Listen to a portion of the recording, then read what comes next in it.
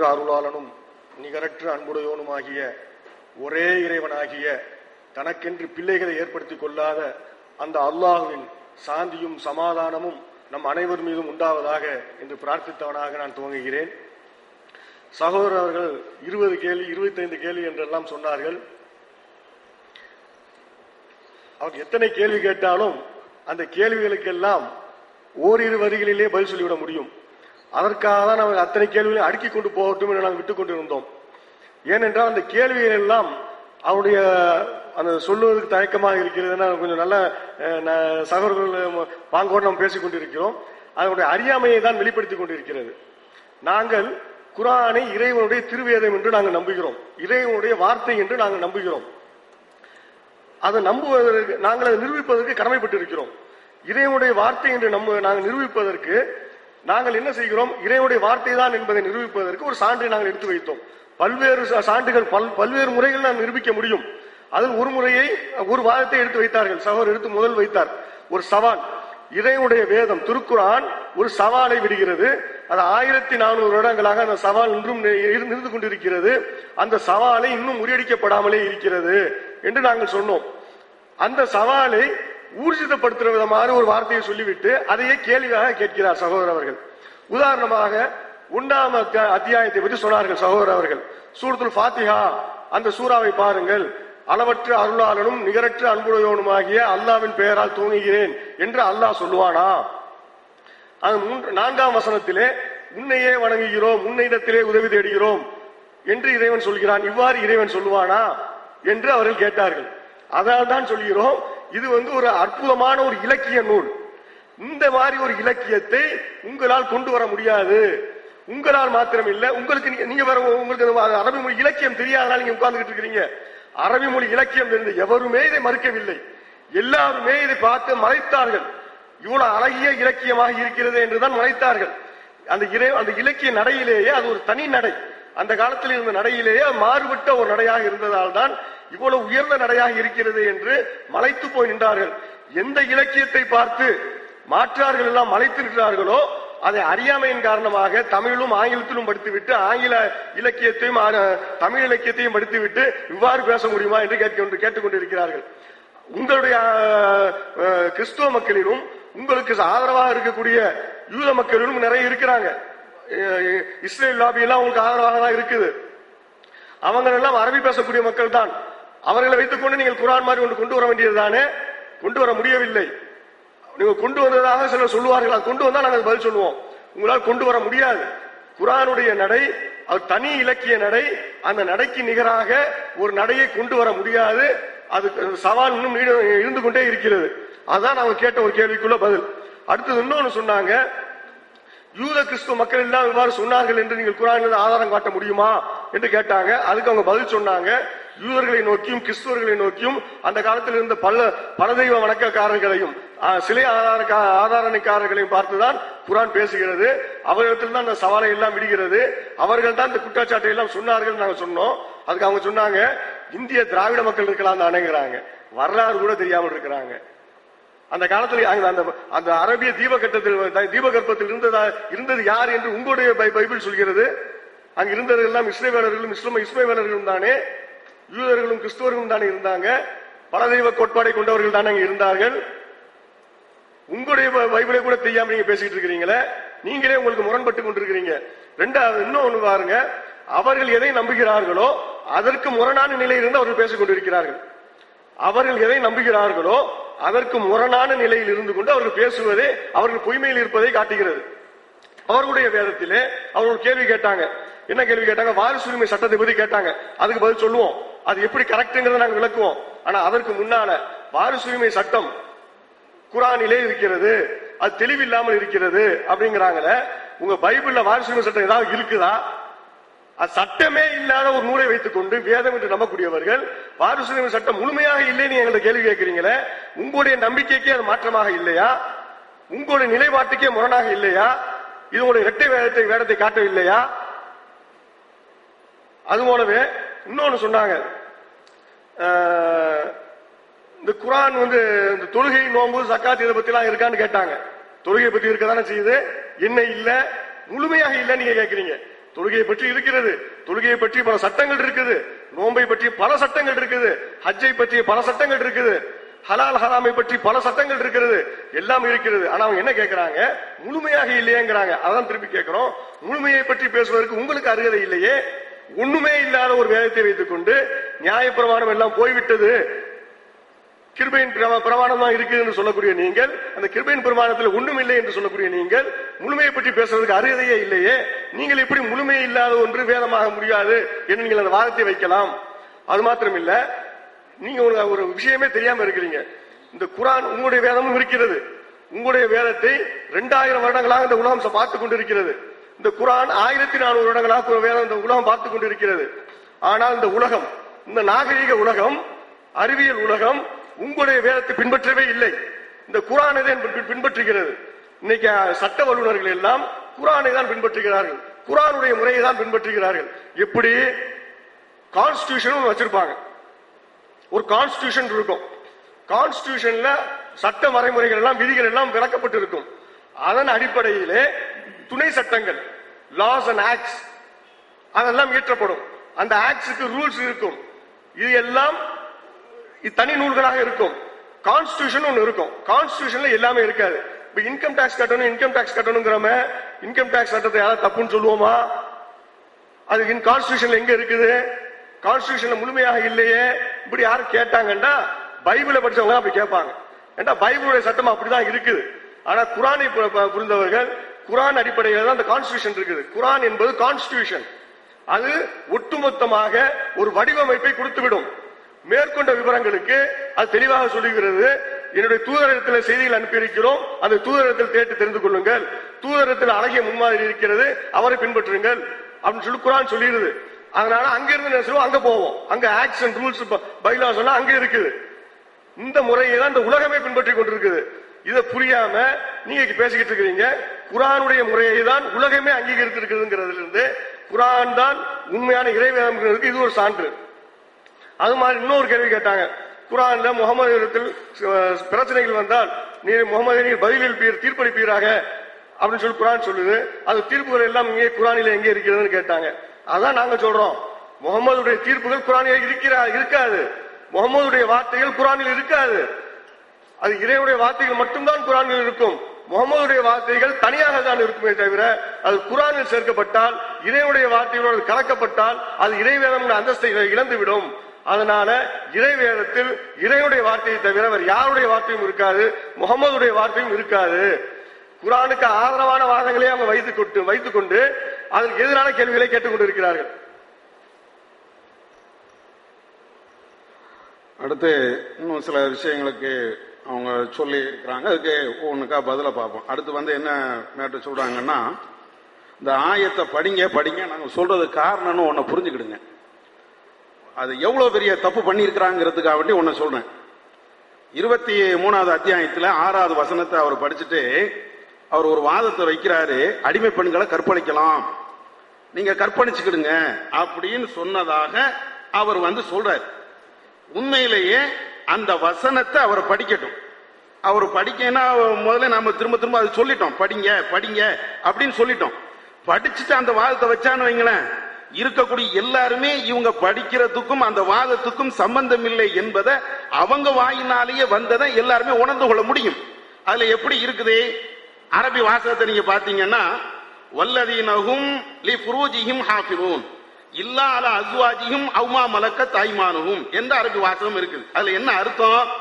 தமது மனைவியர் அல்லது தமது அடிமை பெண்களிடம் தவிர தமது கற்பை காத்துக் கொள்வார்கள், அவர்கள் பழிக்கப்பட்டோர் அல்ல.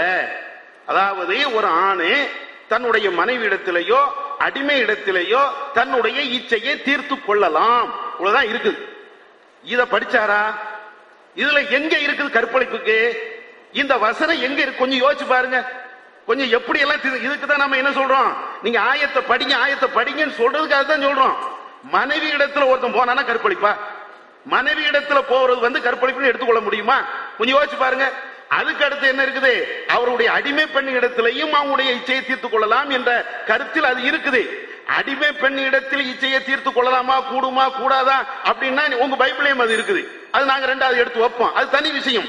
இப்ப அதுக்கு நீங்களும் பதில் சொல்லணும். அடிமை பெண்கள் இடத்துல போக கூடாது அப்படின்னா அதுக்கு நீங்களும் பதில் சொல்லக்கூடிய நிலையில நீங்களும் இருப்பீங்க. இப்ப இங்க நாங்க எடுத்து வைக்கக்கூடிய வாதம் என்னன்னு கேட்டா, அங்க எங்க இருக்குது கற்பழிக்கலாம் அப்படின்னு இருக்குது. நீங்க ஒரு பொய்யான தவறான ஒரு குற்றச்சாட்டை தான் முன் வச்சீங்களே தவிர, தயவு செய்து நாங்க திரும்ப திரும்ப சொல்றோம். அதுக்கு நீங்க இன்னொன்னு என்ன சொல்றீங்கன்னா, நீங்க எல்லாம் படித்த ஆளா இருப்பீங்க.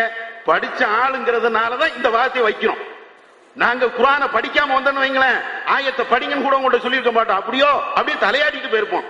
படிச்சதுனாலதான் நீங்க சொன்ன அந்த வாதம் இல்லை, அது உங்க வாயில இருந்து வரணும் என்பதற்கு தான் ஒவ்வொரு வசனத்தையும் நீங்க படிங்கிறோம். நீங்க படிக்க மாட்டோம் மறுக்கிறதுனால நாங்க பதிலும் சொல்லிக்கிட்டு இருக்கிறோம். அடுத்து இந்த ஒரு வசனத்தை சொன்னாங்க, காபீர்களை கண்ட இடத்துல வெட்டுங்க அப்படின்னு இருக்குது. இது என்ன அப்படின்ட்டாங்க. குர்ஆனை ஒழுங்கா நீங்க படிங்க. அந்த வசனத்துக்கு முன்னால பின்னால அது எங்க சொல்லப்பட்டதுங்கிறது படிங்க. அரைகுறையா படிச்சுட்டு வந்து குர்ஆனை பத்தி எங்களுக்கு தெரியலன்னு சொல்றது ஆச்சரியமா இருக்குது. அந்த வசனத்துல என்ன சொல்லப்படுது? 2வது அதிகாரம் 191 வசனத்துல பாத்தீங்கன்னா, உங்களை அவர்கள் எப்படி வெளியேற்றினார்களோ அது போல நீங்களும் வெளியேற்றுங்கள் தெளிவாக சொல்லப்பட்டிருக்கு. அதே மாதிரி ஃபைன் காத்தலூக்கும் ஃபக்துலூஹும், அவர்கள் உங்களிடத்துல சண்டைக்கு வந்தால் நீங்களும் அவரிடத்துல சண்டை போடுங்கள். மனிஅத்ததா அலைக்கும் ஃபஅத்தது அலைஹி பிமிஸ்லி மாத்ததா அலைக்கும், உங்கள் மீது யார் வரம்பு மீறினார்களோ அவர்களிடத்துல அவர்கள் வரம்பு மீறிய அளவுக்கு நீங்களும் வரம்பு மீறுங்கள். தெளிவாக சொல்லப்பட்டிருக்கல. சண்டைக்கு வர்றவன இடத்துல சண்டை போடு அப்படின்னு சொல்லப்பட்டா, முஸ்லிம்களை எங்க இருந்தாலும் கொல்லணும்னு எதுக்கு குர்ஆன் சொல்லாத ஒரு விஷயத்த சொல்றீங்க? இப்படித்தான் நீங்க என்ன செய்றீங்க, குர்ஆனை பத்தி தப்பு தப்பா புரிஞ்சுக்கிறீங்க. அதுக்குரிய ஆதாரம் தான் இது. அடுத்த என்னன்னு கேட்டா, இந்த காபிர்களை கொல்லுங்க முஸ்லிம்களை கொல்லுங்கன்னு வரக்கூடிய வசனம் எல்லாம் ஏன்னா இப்ப உள்ள நடைமுறையா? நடைமுறைன்னா இப்ப உங்கள்கிட்ட வந்து விவாதம் பண்ணிட்டு இருப்போமா?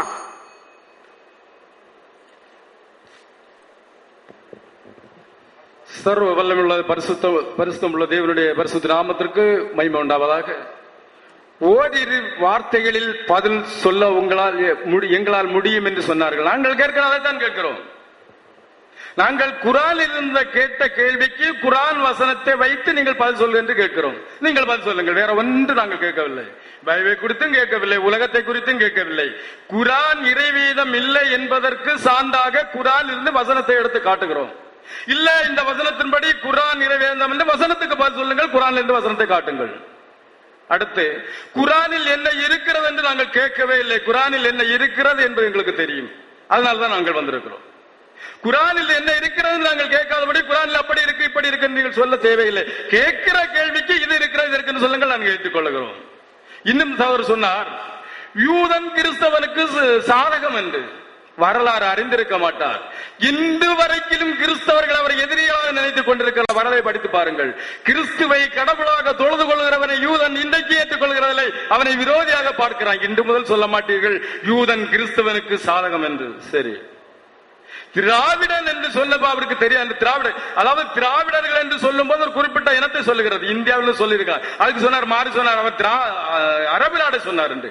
அரபு நாடில் அல்லாவை ஏற்றுக்கொள்ளாதவர்களை வேறு ஜாதி இல்லையா? அல்லாவை ஏற்றுக்கொள்ளாதவர்களை அரபிகளை வேறு பேரிட்டு அழைக்கவில்லையா? காட்டரபிகள், கழுதைகள், இதெல்லாம் வேறு பெயர் இல்லையா?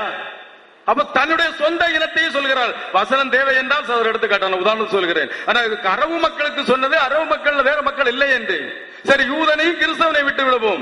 முகமது அவர்கள் சொன்ன வார்த்தையை ஏற்றுக்கொள்ளாத அரபுகளை என்ன என்று அழைத்தார்கள் என்பதற்கு இருக்கிறது வேதத்தில். அதை நாங்கள் குர்ஆனில் இருந்து சுட்டி காட்டலாம். கேட்டால் நீங்கள் எங்க இருக்கிறது கேட்டால் நிச்சயமா சுட்டி காட்டும். அதற்குள்ள சான்று வைத்திருக்கிறோம். இன்னும் சொல்ல, அதாவது திராவிடன் என்று சொல்வதற்கு ஓமை தான் என்று சொன்னேன். அவர்கள் அப்படி சொன்னது ஒரு திராவிடனை சொல்லி இருக்கலாமே என்று சொன்னேனே தவிர திராவிடர்களை தான் சொன்னார் என்று தான் சொல்லவில்லை. அதை நீங்கள் புரிந்து கொள்ள வேண்டும். நீங்கள் சொன்னீர்கள் அரபு நாட்டு மக்களுக்கு. சரி, அரபு நாட்டு மக்களுக்கு, அரபு நாட்டு மக்களில் முகமது ஏற்றுக்கொள்ளாதவர்களை பிரித்து வைக்கவில்லையா? அவர்களை துரத்தவில்லையா? அதற்கு பதில் இதுதான். ஆனா திராவிடன் என்று சொன்ன ஓமையாக சொன்ன ஒரு உதாரணத்துக்கு சொன்னேன். இன்னும் அடுத்த இது, நாங்கள் குர்ஆனில் இருந்து கேள்வி கேட்கிறோம், நீங்கள் பைபிள் இருந்து கேள்வியும் கேட்டு விடையை சொல்லிக் கொண்டிருக்கிறீர்கள். அதற்கு இதெல்லாம் நேரம். பைபிள் இருந்து கேள்வி கேளுங்கள். நாங்கள் மத்தியானத்துக்கு பிறகு சொல்லுவோம், திருப்பி சொன்னோம். பைபிள் இருந்து நீங்கள் இனி கேட்கும் எந்த கேள்விக்கும் மத்தியானத்துக்கு முன்னால் நீங்கள் கேட்கும் போது நாங்கள் பதில் சொல்வதே இல்லை. ஏன் என்றால் கொடுக்கப்பட்ட பைபிள் இறை வேதமா என்று கொடுக்கப்பட்டது உங்களுக்கு. நீங்கள் குற்றம் சாட்டுங்கள், நாங்கள் பதில் சொல்லுகிறோம். இனி அந்த குர்ஆனிலே வேதம் இல்லை என்று சொல்லும் போது நீங்கள் பைபிளிலிருந்து ஏதாவது கேட்டால் நாங்கள் பதில் சொல்லுகிறதே இல்லை. ஏனென்றால் அது சொல்லுவதற்கு எங்களுக்கு இப்பொழுது தகுதி இல்லை. என்றால் குர்ஆனிலிருந்து தான் நாங்கள் கேள்வி கேட்க வேண்டும். குர்ஆனிலிருந்து கேட்கிற கேள்விக்கு நீங்கள் குர்ஆனில் தான் பதில் சொல்ல வேண்டும். இன்னும் ஒன்று கூட சொல்லுகிறது. குர்ஆன் எப்ப சொன்னார்?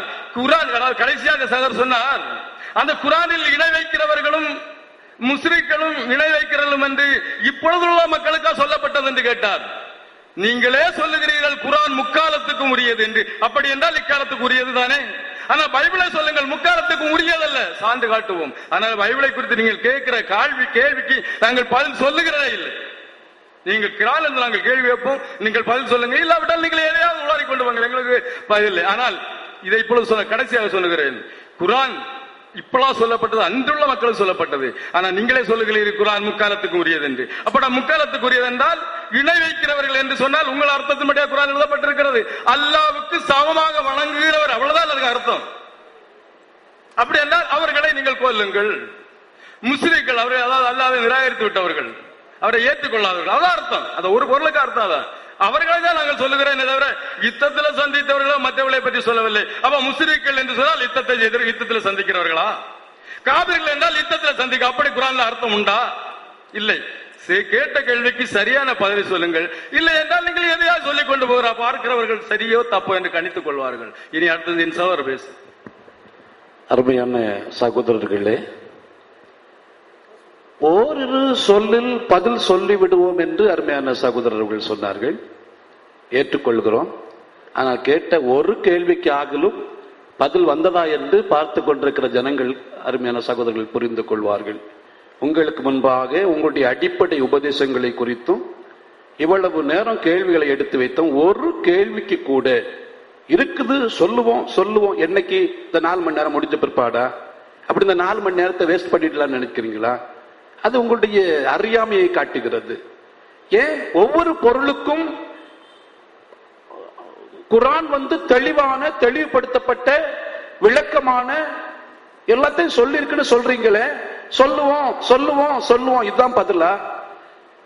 நீங்க சொல்லுவோம் எங்கிறதுலயே தெரியுது, நீங்க சொல்ல மாட்டீங்க. ஏன்னா குர்ஆன் இறைவேதம் இல்லைங்கிறது தெரியுது. நீங்க தெரிஞ்சிருந்தா சொல்லி இருப்பீங்க, அது இறைவேதங்கிறத நிரூபிச்சிருப்பீங்க. உங்களுக்கு தெரியல, நீங்க படிக்கல, அதனால நீங்க பதில் சொல்லல. சட்டங்கள் இருக்குதுன்னு சொன்னீங்க, குர்ஆன்ல இருக்கிற சட்டங்களை சுட்டி காட்டுங்க. அடிமை பெண்களை கற்பழிக்கலாம் நான் சொல்லல, அது உங்களுடைய தவறான கேள்வி. கற்பழிக்கலாமா? ஏன்? அத்தியாயம் 23 5 6 வசனங்கள். அத்தியாயம் 23 5 6 வசனங்கள். தமது மனைவியர் அல்லது தமது அடிமை பெண்களிடம் தவிர, தமது மனைவியர் அல்லது தமது அடிமை பெண்களிடம் தவிர தமது கற்பை காத்துக் கொள்வார்கள், அவர்கள் பழிக்கப்பட்டோர் அல்ல. தமது மனைவியர்கிட்ட கற்பை காத்துக் கொள்ள முடியாது, ஏன்னா மனைவி உரிமையாக்கப்பட்டவள். அடிமை பண்ணிட்டு ஏன் கற்பை காத்துக் கொள்ள முடியாது? அதுக்கு அர்த்தம் என்ன? நீங்களே சொல்லுங்க. அடிமை பெண்ணுகிட்ட ஒரு அடிமை பெண்ணு கற்பை காத்துக் கொள்ள முடியாது, அதுக்கு அர்த்தம் என்ன? நாங்க கேட்ட கேள்வி விட்டுறோம். அடிமை பெண்ணுகிட்ட ஒரு மனுஷன் கற்பை காத்துக் கொள்ள முடியலன்னா அதுக்கு அர்த்தம் என்ன? நீங்க சொல்லுங்க. அதான் நான் கேட்டேன், கற்பழிக்கலாமான்னு கேட்டவங்களே கற்பழிக்கலாம்னு நான் சொல்லல. ஏன்? இது எல்லாத்தையும் உங்களுக்கு தெரிஞ்சிருந்தா நீங்க பதில் சொல்லிருப்பீங்க. பாருங்க,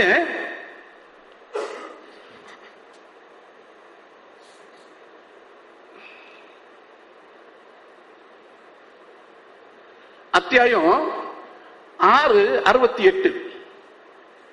நம் திருவசனங்களை பற்றி வீண் விவாதத்தில் மூழ்கி இருப்போரை நபியே நீர் பார்த்தால் அது அல்லாத வேறு விஷயத்தில் அவர்கள் மூழ்கும் வரை அவர்களை புறக்கணித்து ஒதுங்கி விடுவீராக. இவ்விஷயத்தில் சைத்தான் உம்மை திண்ணமாக மறக்க செய்து விட்டால், அல்லாஹ்க்கு முகமதுக்கு கொடுக்கிறாரு, சைத்தான் உம்மை திண்ணமாக மறக்க செய்து விட்டால் நினைவு வந்தபின் அநியாயக்காரருடைய கூட்டத்தாருடன் நீர் உட்கார வேண்டாம். நான் ஏன் கேட்கிறேன், உங்களையும் பதில் சொல்லக்கூடாதுன்னு இந்த சைத்தான் மறக்கடிச்சிட்டாரா? நான் கேட்ட 20 கேள்விகளுக்கு ஏன் உங்களுடைய இதுல தெளிவா இருக்குன்னு சொல்றீங்களே, நீங்க தெளிவா எடுத்து வையுங்க. எடுத்து வச்சீங்கன்னா நாங்க அதை ஏற்றுக்கொள்வோம் தானே. நீங்க தெளிவில்லாத பட்சத்துல, நீங்கள் தெளிவா எடுத்து வைக்காத பட்சத்துல குர்ஆன் இறைவேதம் அல்ல என்பதை நாங்கள் நிரூபிக்க முடியும். நீங்க தெளிவா சொன்னா நாங்க ஏற்றுக்கொள்கிறோம். இதுவரையிலும் ஒண்ணுக்கு நீங்க தெளிவா பதில் சொல்லல. இதே மாதிரி நாங்க காடு மேடு அளந்துட்டு இருந்தா நீங்க ஒத்துக்கொள்ள மாட்டீங்க. இன்னும் வர்ற கேள்வி நான் கேட்டேன், குர்ஆனில் வேணா கொஸ்டின் எழுதிக்கிடுங்க, குர்ஆனில் அல்லாஹ்வால் முதலில் இறக்கி வைக்கப்பட்ட பகுதி எது? ஏற்கனவே நான் கேட்டேன், இதுவரைக்கும் நீங்க சொல்லல. ஏன்னா உங்க குர்ஆன்ல விளக்கம் இருக்கிறது, இது நாங்க எழுதுனதில்ல, அதுல சொல்லப்பட்டிருக்குது. அதை நீங்க சொல்ற பதில பார்த்து அது முதலால் இறக்கிக்கப்பட்டு அதுதானு நாங்க அதை நினைச்சு கண்டுக்கணும். அதனால கேட்கிறேன், மீண்டும் கேட்கிறேன், குர்ஆனில் அல்லாஹ்வால் முதலில் இறக்கி வைக்கப்பட்ட பகுதி எது? திரும்ப திரும்ப அத்தியாயம் 15:87 திரும்ப திரும்ப ஓதப்படும் 7 ஆயத்துகளை கொண்ட சூரத்துல் பாத்திகாவையும் மகத்தான இந்த குர்ஆனையும் நபியே திட்டமாக நாம் கொடுத்துள்ளோம். அப்ப திரும்ப திரும்ப ஓதப்படும் 7 ஆயத்துகளை கொண்டு சூரத்துல் பாத்திகா எங்கே? திரும்ப திரும்ப ஓதப்படும் 7 ஆயத்துக்களை கொண்ட சூரத்துல் பாத்திகா எங்கே? அது 1வது அத்தியாயம் எனில் 7 ஆயத்துகள் எது என்று நீங்கள் சுட்டிக்காட்ட வேண்டும். நீங்க சொல்ல வேட அது 1வது அத்தியாயம் சொன்னா அந்த 7 ஆயத்துகள் எது என்று நீங்கள் சுட்டிக்காட்ட வேண்டும். ஏற்கனவே 20 கொஸ்டின் வச்சிருக்கிறேன். நீங்க வச்சிருக்கிறேன் சொல்றாங்கல்ல, நான் வசனத்தின் ஆதாரமா வைத்திருக்கிறேன், வசனங்களை எடுத்து வைத்திருக்கிறேன். அதனால் அந்த தெரியாத நீங்க சொல்லிட்டு காலம் தாழ்த்துறதை நாங்கள் விரும்பவில்லை. 2வது அத்தியாயம் அதனுடைய 7:24 அத்தியாயம் அதனுடைய 4:82 இந்த குர்ஆனை அவர்கள் ஆய்ந்து உணர வேண்டாமா? வசனத்தை வாசிக்கிறேன், அவர் எங்கே வாசிக்கிறான்னு சொல்லக்கூடாது. அத்தியாயம் 4:82 இந்த குர்ஆனை அவர்கள் ஆய்ந்து உணர வேண்டாமா? அல்லாஹ் அல்லாதவரிடம் இருந்துள்ளதாக இது இருந்தால் இதில் ஏராளமான முரண்பாடுகளை அவர்கள் கண்டிருப்பார்கள். அல்லாஹ் அல்லாதவரிடத்திலிருந்து இது வந்திருந்தால் இதில் ஏராளமான முரண்பாடுகளை கண்டிருப்பார்களாம். நான் முரண்பாடை சுட்டி காட்டுறேன், வசனம் உங்களுக்கு சரியா நான் ஸ்பீடா போறேன்னா சொல்லுங்க என்று சொல்றேன். அத்தியாயம் 58:2 பெற்ற தாயை தவிர வேறு யாரையும் தாய் என்று சொல்லக்கூடாது, அப்படி சொன்னால் பொய் என்று சொல்லுகின்றனர். அத்தியாயம் 58:2 பெற்ற தாயை தவிர வேறு யாரையும் தாய் என்று சொல்லக்கூடாது, அப்படி சொன்னால் பொய். ஆனால் அத்தியாயம் 33:6 முகமது அவர்களின் மனைவியர்கள் முக்மீன்களுக்கு தாய்மார்களாம். அம்மான்னு யாரையும் சொல்லக்கூடாது, பெற்ற அம்மாவை தவிர வேற யாரையும் தாய்ன்னு சொல்லக்கூடாது. ஆனா முகமது அவர்களுடைய மனைவிகள் எல்லாம் முக்மீன்களுக்கு தாய்மார்களாம். அப்ப இதுல முரண் இருக்கா இல்லையா? அது போல அத்தியாயம் 3:42 முதல் 45 வரையிலும், அத்தியாயம் 3:42 முதல் 45 வசனங்களில மரியமிடம் மலக்குகள், ஒருமை அல்ல பன்மை, மலக்குகள் வந்ததாக கூறப்பட்டுள்ளது. அத்தியாயம் 19:19 ஜிப்ரியல் தூதன் மட்டும் வந்ததாக கூறப்பட்டிருக்கிறது. அங்கே பன்மை, இங்கே ஒருமை. நான் ஏற்கனவே உங்களுக்கு 20 கேள்வி கொடுத்திருக்கிறேன். அந்த 20ல நீங்க ஒண்ணுக்கும் பதில் கொடுக்கல. சொல்லுவான்னு சொல்லிட்டு போயிடக்கூடாது, அதுக்கு பதில் கொடுக்கணும். அதுக்கு மேல இதுக்கு பதில் கொடுக்கணும். சரி, அதுக்கு அடுத்து பாருங்க.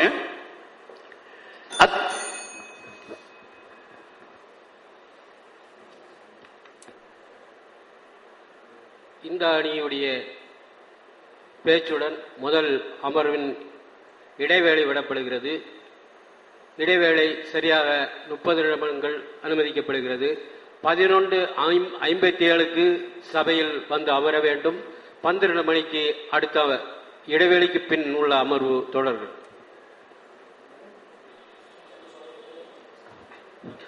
அன்பு சகோதரர்களே, 20 கேள்விகளுக்கு பதில் இல்லைன்னா நான் பதில் ஏற்கனவே சொன்னேன். தொழுகை, நோன்பு, ஜகாத், ஹஜ், சுன்னத்து, ஹலால் எல்லாம் கேட்டாங்க. அது குர்ஆன்ல இருக்கிறது. குர்ஆன் என்பது கான்ஸ்டிடியூஷன். கான்ஸ்டிடியூஷன்ல விளக்கம் கொடுத்துடுறாங்க. ஆக்ட்ஸ்ல இருக்குது. சட்டங்கள் இயற்றுவதற்கு பார்லிமெண்ட்டுக்கு அதிகாரம் இருக்குதுன்னு சொல்லிட்டு கான்ஸ்டிடியூஷன் சொல்லும். பார்லிமெண்ட்ல வந்து சட்டம் இயற்றுவார்கள். அந்த சட்டத்துல தான் ஐடி ஆக்ட் வரும், அதுலதான் மோட்டார் வெஹிக்கிள்ஸ் ஆக்ட் வரும், எல்லா ஆக்ட்ஸும் அதுல வரும் அப்படிங்கிற தெளிவா சொல்லிட்டேன். அது மாதிரிதான் குர்ஆன் என்பது கான்ஸ்டிடியூஷன். கான்ஸ்டிடியூஷன்ல சொல்லப்பட்டிருக்கிறது முகமதுக்கு வந்து வழிகாட்டுவதற்கு உரிமை, அவருக்கு வழிகாட்டுதல் வழங்கப்பட்டிருக்கிறது. அவர் உங்களுக்கு விளக்குவார், அந்த விளக்கத்தின் பின்படி நீங்கள் செயல்படுங்கள் அப்படின்னு சொல்லி குர்ஆன் சொல்லிருச்சு. அந்த கான்ஸ்டிடியூஷன் சொல்லிருச்சு. அந்த கான்ஸ்டிடியூஷன் அடிப்படையில சுன்னத் என்று சொல்லக்கூடிய ரசூலுல்லாஹ்வுடைய அந்த முகமது இந்த இறை தூதருடைய வழிகாட்டுதல் என்ற அந்த ஆக்டுகள் இல்ல, அந்த பில்கள் இல்ல, ஆக்டுகள்ல லாஸ்ல வந்து ஹஜ்ஜை பற்றியும் தொழுகை பற்றியும் நோன்பை பற்றியும் சொல்லப்பட்டிருக்குது. நீங்க என்ன தொழுகையை பற்றி என்ன சொல்லப்படவில்லைன்னு கேளுங்க, நாங்க அந்த ஆக்ட்ல இருக்கு நாங்க எடுத்து காட்டுவோம். அதனால ஆக்ட் பத்தி பேசக்கூடாதுங்கிறதுக்காக நாங்க விட்டுட்டோம். அவங்களே சொன்னாங்க குர்ஆன்ல இருந்து மட்டும் தான் காட்டணும்னு சொல்லிட்டு இருக்காங்க. அதனால குர்ஆன்ல இருந்து மட்டும் தான் காட்டுறோம். நீங்க எது விடுபட்டு போச்சு நீங்க சொல்லுங்க, ஆக்ட்ல இருக்குதும் போ. ஆக்ட் செல்லுபடியாகுமான்னு கேட்டா கான்ஸ்டிடியூஷன்ல இருக்கு நாங்க காட்டுவோம். சரி, அதனால அந்த 20க்கும் சேர்த்து நாங்க பதில் சொல்லிட்டோம். அது தவிர இன்னொன்னு அவங்க கேட்டாங்க, இந்த சயின்ஸை பத்தி சொல்லும் போது 30 மாதம் சுமப்பதும் கருவில் சுமப்பதும் பால் குடியும் 30 மாதம் என்று ஒன்று இருக்கிறது. இன்னொன்னு பால் ஊட்டல் 24 மாதம் என்று இருக்கிறது. இது சயின்ஸா 6 மாசமான்னு கேட்டாங்க. ஏன் 6 மாசம் எடுக்கணும்? குறைந்தபட்சம் இந்த குழந்தை பெற்றெடுத்த பிறகு 30 அந்த கருவுற்றதில் இருந்து 30 மாதங்களை கணக்கு பண்ணி பால் ஊற்றினால் போதும். குறைந்தபட்ச அளவை இது சொல்லுது, அது அதிகபட்சத்தை சொல்லுது. 2 வருஷத்துக்கு மேல 3 வருஷம் 4 வருஷம் பால் ஊற்றுதல் இல்லைங்கிறது அந்த சட்டம் சொல்லுது. அந்த சட்டம் இதுக்கு விளக்கமாக தான் இருக்கிறது தவிர முரண் இல்லை. அது மாதிரி இந்த அடிமை பெண்ணை பத்தி சொன்னாங்க. அடிமை பெண்ணை கற்பழிக்கலாமான்னு சொல்லிட்டு, இல்ல கற்பழிப்புங்கிறதே கிடையாது. அடிமை பெண்ணுங்கிறதும் ஒரு வகையான திருமணம் தான். திருமணம் என்பது ஒரு முறை, ஒரு வகையான திருமணம். அடிமை பெண்ணை நாம் பெண்ணை வாங்கும் போதே அவருடைய சகல உரிமையை நாம் பெற்றுக்கொள்கிறோம். திருமண உறவு கொள்ளக்கூடிய உரிமையும் சேர்த்துதான் பெற்றுக்கொள்கிறோம். நாம் விரும்பினால் உறவு வைத்துக் கொள்வோம், இல்லாவிட்டால் இல்லை. இதுக்கு பேர் கற்பழிப்பு கிடையாது. இதை உங்கள் பைபிளும் சொல்கிறது.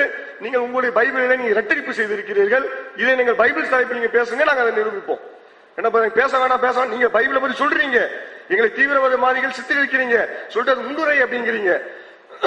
பைபிள்ல நீங்க மேற்கோள் காட்டுறீங்க, நாங்க திரும்ப சொன்னா பைபிளை பத்தி பேசாதீங்கிறீங்க. ஆனா நாங்க இப்ப சொல்றோம் பைபிளை பத்தி நாங்க பேச மாட்டோம். உங்க பைபிளும் அதைத்தான் சொல்லுகிறது, நாங்க மட்டும் சொல்லுவோம். பைபிள்ல எங்க சொல்லுது நீங்க அங்க அந்த இதுல கேளுங்க, நாங்க அதை சொல்றோம். பைபிளும் இதைத்தான் சொல்லுது, அடிமை பெண்களை உறவு கொள்ளலாம் அப்படின்னு உங்க பைபிளும் சொல்லுது. அதை நாங்க நிரூபிக்க தயார், அந்த சிட்டிங்களை நிரூபிக்க தயார். நீங்களே உங்களுடைய பைபிள் சொல்வதை நீங்க கேட்க கூடாது. இஸ்லாமிய சட்டத்தில் இது ஒரு சட்டம். இந்த சட்டம் என்ன சொல்லுதுன்னு சொன்னா, அடிமை பெண்களை நாம் வாங்கும் போது, விலைக்கு வாங்கும் போது அவளை திருமணம் செய்வதா உறவு கொள்வதற்கு அனுமதி தான் வாங்கிறோம்.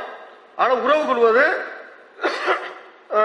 இது பலாத்காரமோ கற்பழிப்போ கிடையாது, இது ஒரு சட்டம். அதே மாதிரி இன்னொன்னு சொன்னாங்க, முஷ்ரிக்குகளை பத்தி சொன்னாங்க. முஷ்ரிக்குகளை வந்து முக்காலத்துக்கும் பொருந்துதானே, இது அந்த முஷ்ரிக்குகளை பத்தி தானே சொல்லுது நீங்க சொன்னீங்க. குர்ஆன் முக்காலத்துக்கும் பொருந்துதானே, அப்ப இப்போ பொருந்தாதான்னு கேட்டாங்க. அதே மாதிரி குர்ஆன்ல முஷ்ரிக் என்று தான் இருக்கிறது என்று சொன்னாங்க. குர்ஆன் அரபியில இருக்குது. அந்நிய பாஷை வந்து பேசக்கூடியவங்க தான் அவங்க எல்லாம். ஒருவேளை அந்த அந்நிய பாஷை புரிஞ்சுதான் பேசுறாங்கன்னு தெரியல. அந்த அரபிய வாசிச்சு அதுக்கு அரபியில அர்த்தத்தை நீங்க சொன்னீங்கன்னா அவங்க அந்நிய பாஷையில நாங்க நீங்க சொல்றது தப்பு, நாங்க விளக்குவோம். அதுல இருக்கிற இன்னைக்கு அந்த சட்டம் பொருந்தும். உங்களை ஒருவன் அடித்தால் நீங்கள் திரும்ப அடிக்கதான் செய்யணும். உங்களை வாளால் தாக்கினால் நீங்களும் பதிலுக்கு தாக்குங்க. உங்களை அவன் கொலை செய்ய வந்தால் நீங்களும் அவனை கொலை செய்யுங்கள். இதான் இன்னைக்கு அந்த பொருந்தக்கூடிய சட்டம் தான் அது. அடுத்து வந்து அவங்க கேள்வி கேட்கும் போது, இந்த வழக்கமா அந்த ஆயத்தை படிக்காம அதுல மேல இப்படி இருக்குது அப்படி இருக்குதுன்னு சொல்லுவாங்க. 492வது வசனத்தை அவங்க சொல்லும் போதே அந்த வசனத்துல இப்படி இருக்குதுன்னு சொல்லிட்டு ஒரு வாதத்தை வச்சாங்க. என்ன வாதம் வச்சாங்கன்னா, ஒரு ஆளை இன்னொரு ஆளு கொலை பண்ணியாச்சுன்னா 2 மாசம் நோன்பு இருந்தா போதும் அப்படித்தான் சொல்லுது. கொலைக்கு பரிகாரம் வந்து சாதாரணமா கொலை பண்ணிட்டு போயிடலாம்.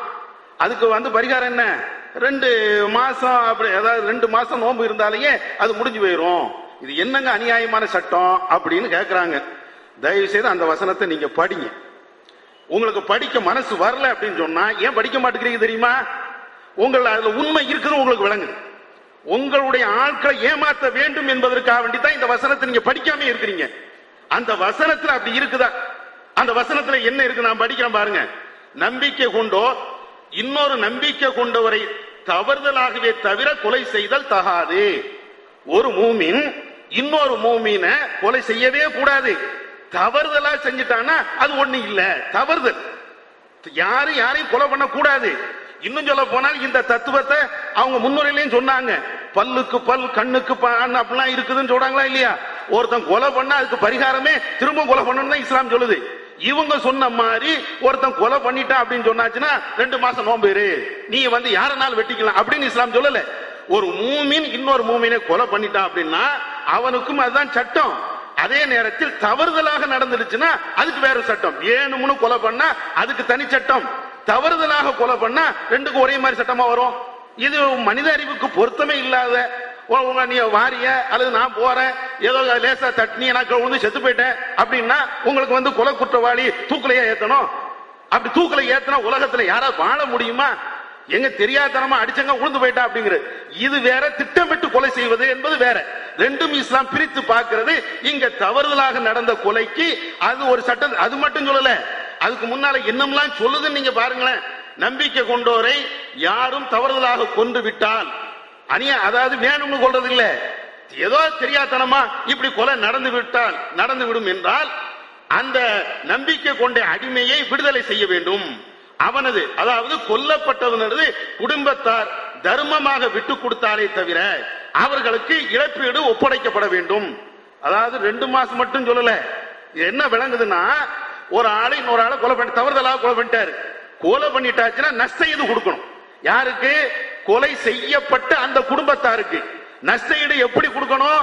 அவங்க விரும்புற அளவுக்கு கொடுக்கணும். இதெல்லாம் படிச்சீங்களா? நீங்க ஒரு சபையில வைக்கிறீங்களே, உங்களுக்கு தேவையானது மட்டும் லேசா மேலோட்டமா நீங்க சொல்லிட்டு இவ்வளவு செய்தி இருக்குது. அட நஷ்ட ஈடு கொலை செய்யலாம், செத்தவன் திரும்ப வரமாட்டான், எல்லாத்துக்கும் தெரிஞ்சதுதான். அப்ப அந்த கொலை செய்யப்பட்டவனுடைய குடும்பம் பாதிக்கப்பட்டு நடுத்தரல இருக்கும். அப்ப அவங்களுக்கு உதவி செய்யணுமா இல்லையா? அல்லாஹ் அதை சொல்லி காட்டுகிறான். நீ தவறுதலாப்பா செஞ்சுட்ட, ஒரு பையன் இறந்துட்டா அல்லது ஒரு ஆள் இறந்துட்டா, குடும்பம் நடுத்தரல இருக்குது, அவங்களுக்கு தேவையானதை நீ கொடு, இழப்பீடு ஒப்படைக்கப்பட வேண்டும். அவர் உங்களுக்கு எதிராக உள்ள சமுதாயத்தை சார்ந்தவராகவும் நம்பிக்கை கொண்டவராகவும் இருந்தால் நம்பிக்கை கொண்ட அடிமையை விடுதலை செய்ய வேண்டும். இது எதுக்கெல்லாம் தெரியுமில்ல? முஸ்லிம் மட்டும் இல்ல, ஒரு காபிரை அல்லது ஒரு கிறிஸ்தவரை அல்லது வேற யாரா ஒரு சமுதாயத்தை ஒருவர் கொலை செய்து விட்டால் அவருக்கு நஷ்ட ஈடு கொடுன்னு சொல்லு. எவ்வளவு அற்புதமான ஒரு சட்டத்தை எவ்வளவு கொச்சத்தனமா சொல்லிட்டாங்க பாருங்க. எவ்வளவு அற்புதமா இஸ்லாம் சொல்லுது பாருங்க.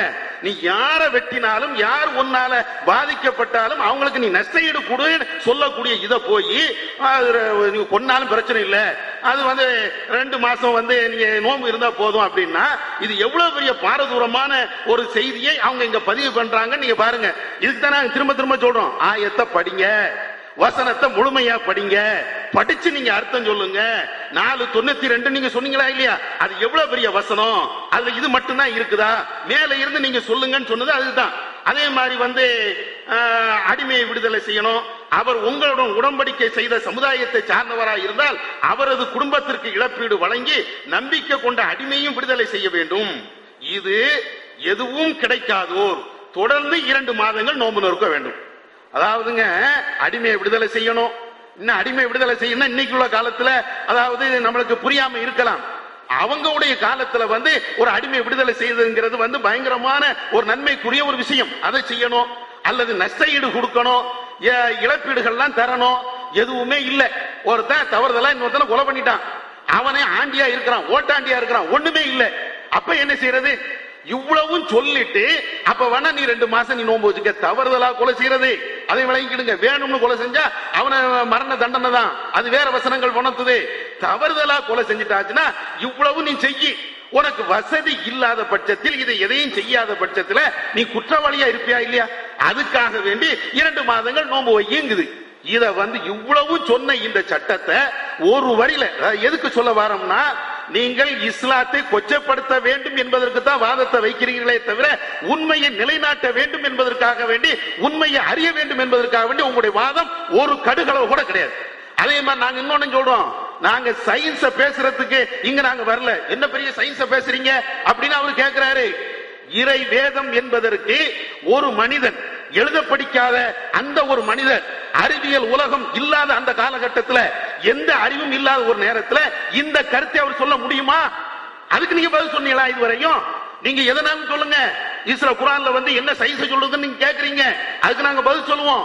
நாங்க கேட்கிற கேள்வி என்ன, இப்படி ஒரு அற்புதமான ஒரு வார்த்தையை, அழகான ஒரு வார்த்தையை, நவீன காலத்தில் கண்டுபிடிக்கப்பட்ட இந்த செய்தியை 1400 வருட காலத்துக்கு முன்னால ஒரு மனுஷன் சொல்ல முடியுமா? மனுஷன் சொல்ல முடியாது என்றாலே அது இறை வார்த்தை தானே. இறைவன் அல்லாத வேற யாரும் சொல்லியிருக்கா நீங்க சொல்லுங்க. மனுஷ கருத்தா இல்லையா? அதான பேச்சு. குர்ஆன் இறை வேதமா இல்லையா? அதான் நாங்க கேட்டுட்டு இருக்கிறோம். குர்ஆன் இறை வேதம் என்பதற்கு தான் இந்த சான்றுகளை நாங்க அள்ளி போட்டோம். இதுக்கு உங்களால பதில் சொல்ல முடியல. அது சொல்ல முடியாம இருக்கிறது போல என்ன சொல்லிட்டு இருக்கீங்க, இது எல்லாம் பெரிய சயின்ஸா? நீங்க அந்த சயின்ஸ் எதை நீங்க சயின்ஸ் நீங்க கேக்குறீங்களோ அந்த ஆயத்தை படிங்க. அந்த ஆயத்தை படித்தால் ஒவ்வொன்றையும் நீங்க படிச்சா அதுலயே உங்களுக்கு விளக்கம் இருக்குது, அதுல உங்களுக்கு பதிலும் இருக்குது. நீங்க எல்லாம் அந்த நம்பரை மட்டும் சொல்லிட்டு இப்படி இருக்குது அப்படி இருக்குது அப்படின்னு சொல்லி உங்களுடைய மக்களை நீங்கள் ஏமாத்துதான் பாக்குறீங்களே தவிர, உண்மையிலேயே நீங்கள் வந்து சத்தியத்தை உணர வேண்டும் என்றால் வசனங்களை படிச்சு நீங்க சொல்லுங்க. நாங்க இது எடுத்து வைக்கக்கூடிய காரணம் என்னன்னா, ஒரு மனுஷனுடைய வார்த்தை கிடையாது, ஒரு சராசரியா ஒருத்தனுடைய வார்த்தையா இருக்க முடியாது, கடவுளுடைய வார்த்தையா தான் இது இருக்க முடியும் என்பதற்கு தான் இந்த ஆதாரத்தை சொல்லிட்டு இருக்கோம். அதாவது இந்த குர்ஆன் வசனங்களை வந்து திட்டமிட்டு இருட்டடிப்பு செய்யக்கூடிய வேலையை செய்து கொண்டிருக்கின்றார்கள். தயவு செய்து அந்த மாதிரி நடக்க வேணாம் அப்படின்றத கேட்டுக்கிறோம். அதே மாதிரி நாங்களும் அப்ப சில விஷயங்கள் எடுத்து சொல்லி, இப்ப எடுத்துக்காட்டு யாத்திராமம் 19:12 மலையை தொடுகிறவன் எவனும் நிச்சயமாக கொல்லப்படுவான் அப்படின்னு இருக்குன்னு சொல்லி, யாரு மலையை தொடுறானோ அவனை எல்லாம் கொண்டு போட சொல்லி பைபிள் சொல்லுன்னு சொன்னா, இல்லங்க முன்னாடி என்ன இருக்குங்க பின்னாடி என்ன இருக்குங்க படியுங்க அப்படின்னு தான் நீங்க சொல்லுவீங்க. மலையை தொடுறவன் எல்லாத்தையும் கொல்ல சொல்லி கர்த்தர் சொல்லிட்டாரு அப்படின்னு சொல்லி நாங்க குற்றச்சாட்டு வைக்க மாட்டோம். ஏன்னா காரணம் என்னன்னா, நாங்க பைபிளை கரெக்டா படிச்சிருக்கோம்.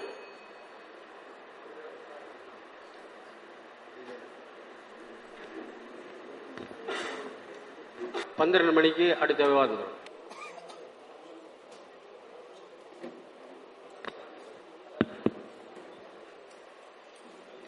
சபையில் வந்து அமர்வதற்குரிய நேரம் வந்துவிட்டது. சரியாக 12 மணிக்கு இந்த விவாதம் தொடங்குகிறது. இன்னும் 4 சுற்றுகள் முதல் அமர்வில் இருக்கின்றன. சரியாக 12 மணிக்கு தொடங்கும். நல்லவரும் நன்மை செய்கிறவருமாயிருக்கிற ஆண்டவராய் கிறிஸ்து இயேசுவின் பரிசுத்த நாமத்திற்கு மகிமை உண்டாவதாக. அன்புள்ள சகோதரர்களே, இன்று அடுத்ததாக நாம் தொடங்கி இருக்கிறோம். நீங்கள் சொன்னதற்கு பதில் சொல்ல வேண்டும் என்று நான் நினைக்கிறேன், அது சொல்லிக் கொண்டிருக்கிறேன்.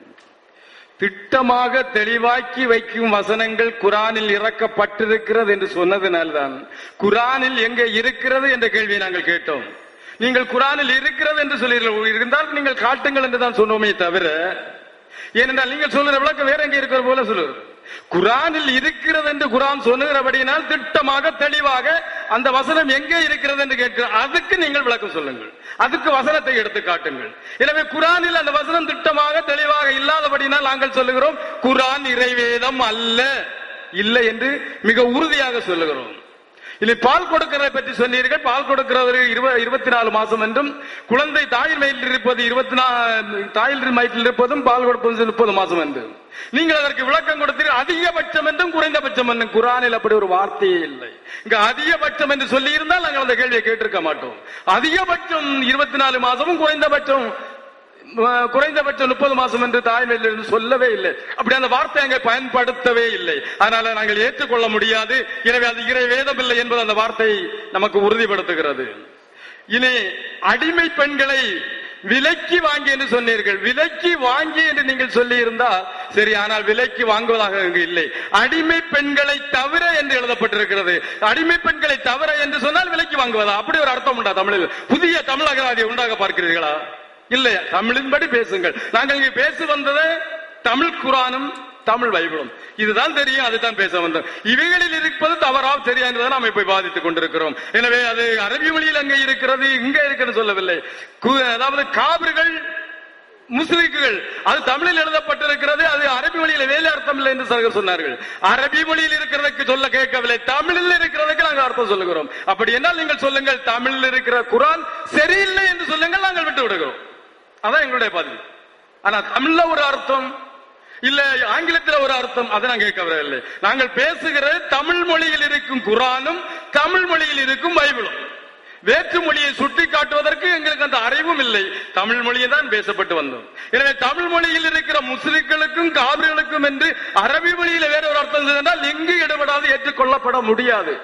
நான் தமிழ் மொழியில் எழுதப்பட்டதான் சொன்னேன்.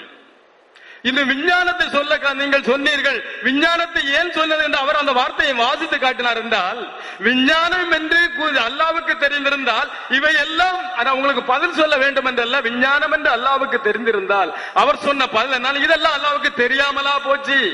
அதை நீங்கள் உணர வேண்டும் என்பதற்காக அல்லாஹ் கொடுத்திருந்த விஞ்ஞானம் கொடுத்திருந்தார். முக்காலமும் இறைவனுக்கு அத்தனையும் நிகழ்காலமே.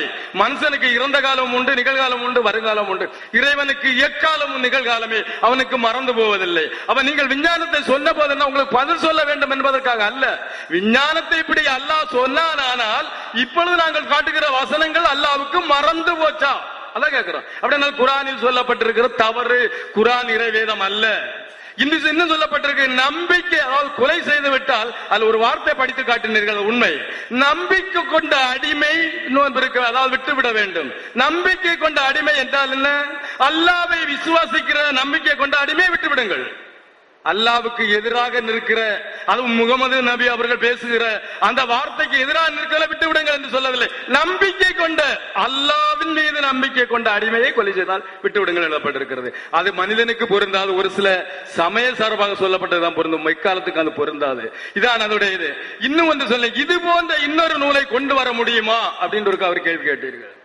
உண்மையிலேயே குர்ஆன் இறைவேதம் இல்லை என்று நாங்கள் பேசிக் கொண்டிருக்கிறோம். அது நாங்க கேட்கிற கேள்விக்கு உங்கள் பதில் இல்லை. அதனால் திட்டவட்டமாக தெரியுது குர்ஆன் இறைவேதம் இல்லை. குர்ஆன் இறைவேதம் இல்லை என்றால் இன்னொரு நூலை குர்ஆன் இறைவேதம் என்று எப்படி கொண்டு வர முடியும்? நாங்கள் அதை வெறுக்கிறது அல்லவா? இறைவேதம் இல்லாததை ஏன் கொண்டு வந்து காட்ட போகிறோம்? இதை போன்று என்று சொன்னீர்கள். இதை போன்று என்றால் அதை போன்று கொண்டு வர முடியாது. அதை விட மேலான மக்களுக்கு நியாயமாக எடுத்திருக்கிற ஒரு நூலை அல்லாஹ்விடத்தில் வந்ததாக காட்டாத, இறைவனிடத்தில் வந்ததாக எங்களால் காட்ட முடியும். இதே போன்ற குர்ஆனால் எங்களுக்கு தேவையில்லை. ஏனால் அது சொல்லப்பட்டது அத்தனையும் முரண். அது இறைவேதம் அல்ல. அது எங்களுக்கு தேவையில்லை. இல்லை, நீங்கள் அதை நிரூபித்து காட்டுங்கள். அதை நாங்கள் பேசிக் கொண்டிருக்கிறோம். கேட்கிற கேள்விக்கு நீங்கள் பதில் சொல்லுங்கள். பைபிளை சொல்லி பிரயோஜனம் இல்லை. சொல்லுங்கள் மத்தியானத்து பின்பு. இல்ல வேறொரு விளக்கத்தை வெளியிலே அவன் சொன்னான் சொல்லி பிரயோஜனம். திட்டமாக தெளிவாக இறக்கி வைக்கப்பட்டிருக்க குர்ஆன், அதிலிருந்து சாட்டை காட்டுங்கள். அதை நாங்கள் ஏற்றுக்கொள்கிறோம். நான் மீண்டும் சொல்லுகிறேன். அத்தியாயம் 24:46 தெளிவாக்கி வைக்கும் வசனங்களை திட்டமாக நாம் இறக்கி வைத்தோம்னு சொல்லப்பட்டிருக்கிறது. நான் உங்கள்கிட்ட கேட்டேன், தொழுகையை குறித்து, தொழுகை இருக்குன்னா என்னது தொழுகை? எப்படி தொழணும்? எப்படி நின்றுட்டு தொழணுமா? முழங்கல் படிட்டு தொழணுமா? குனிஞ்சு தொழணுமா? இங்க ஒண்ணும் சொல்லலையே. சொன்னோம் அங்க இருக்கு. அது என்ன கான்ஸ்டிடியூஷன்? அது என்னது? எனக்கு தேவை உங்க குர்ஆன்ல, இந்த குர்ஆன்ல தொழுகையை குறித்து தெளிவான விளக்கம் என்ன?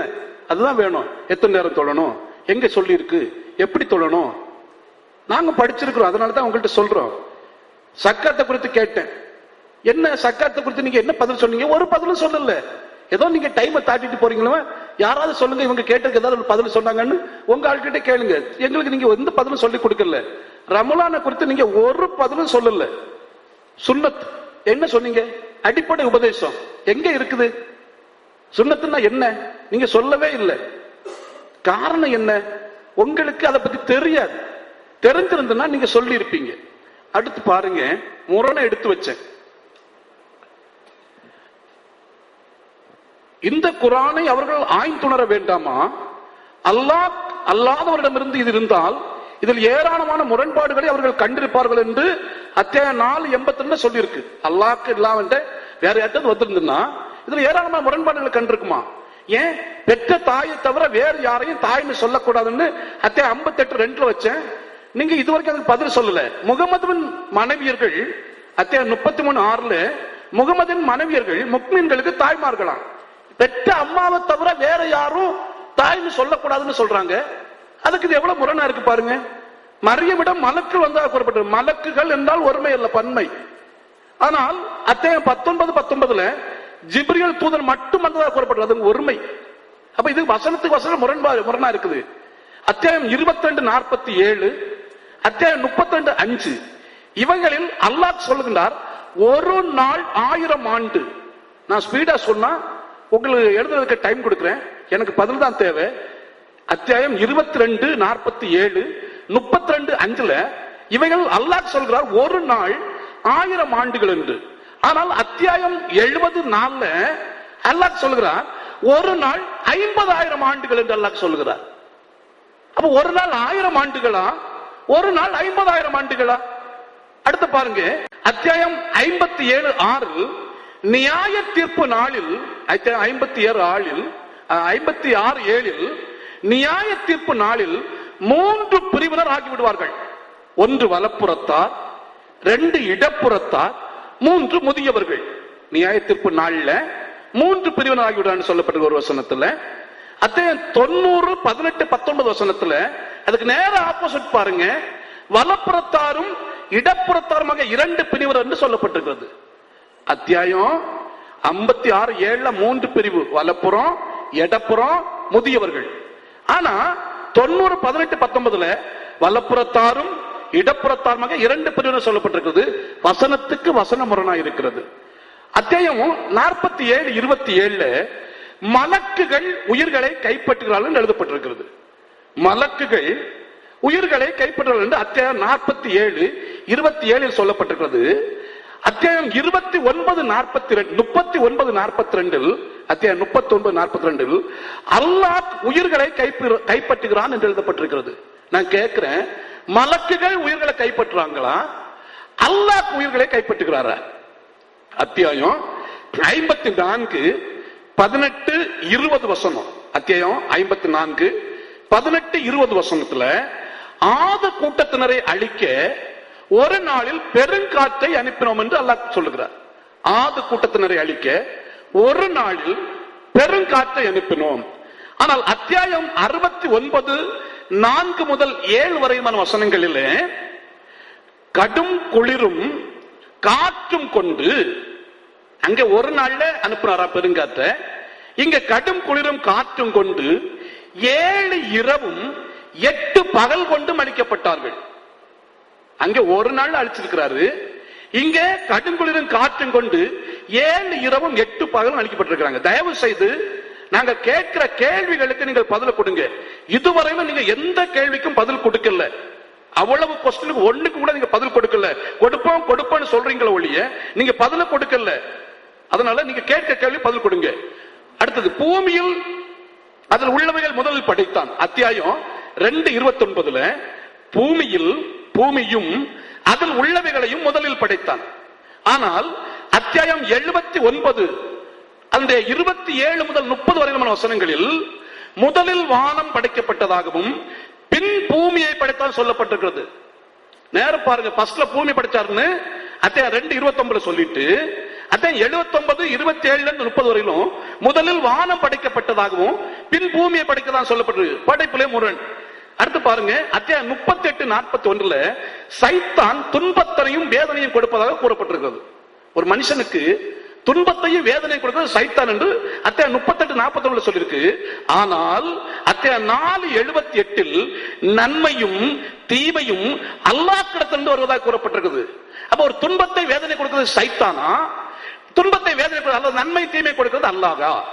பாருங்க. அடுத்தது அத்தியாயம் 4வது அத்தியாயம் 48:116 அல்லாஹ் இணை வைப்பவர்களை மன்னிக்க மாட்டான் எழுதப்பட்டிருக்கிறது. அத்தியாயம் 4:48 116 அல்லாஹ் இணை வைப்பவர்களை மன்னிக்க மாட்டான். ஆனால் அத்தியாயம் 4:153 காளை கண்டை அல்லாஹ்வுக்கு இணையாக உண்டாக்கினார்கள், அவர்களை மன்னித்ததாக எழுதப்பட்டிருக்கிறது.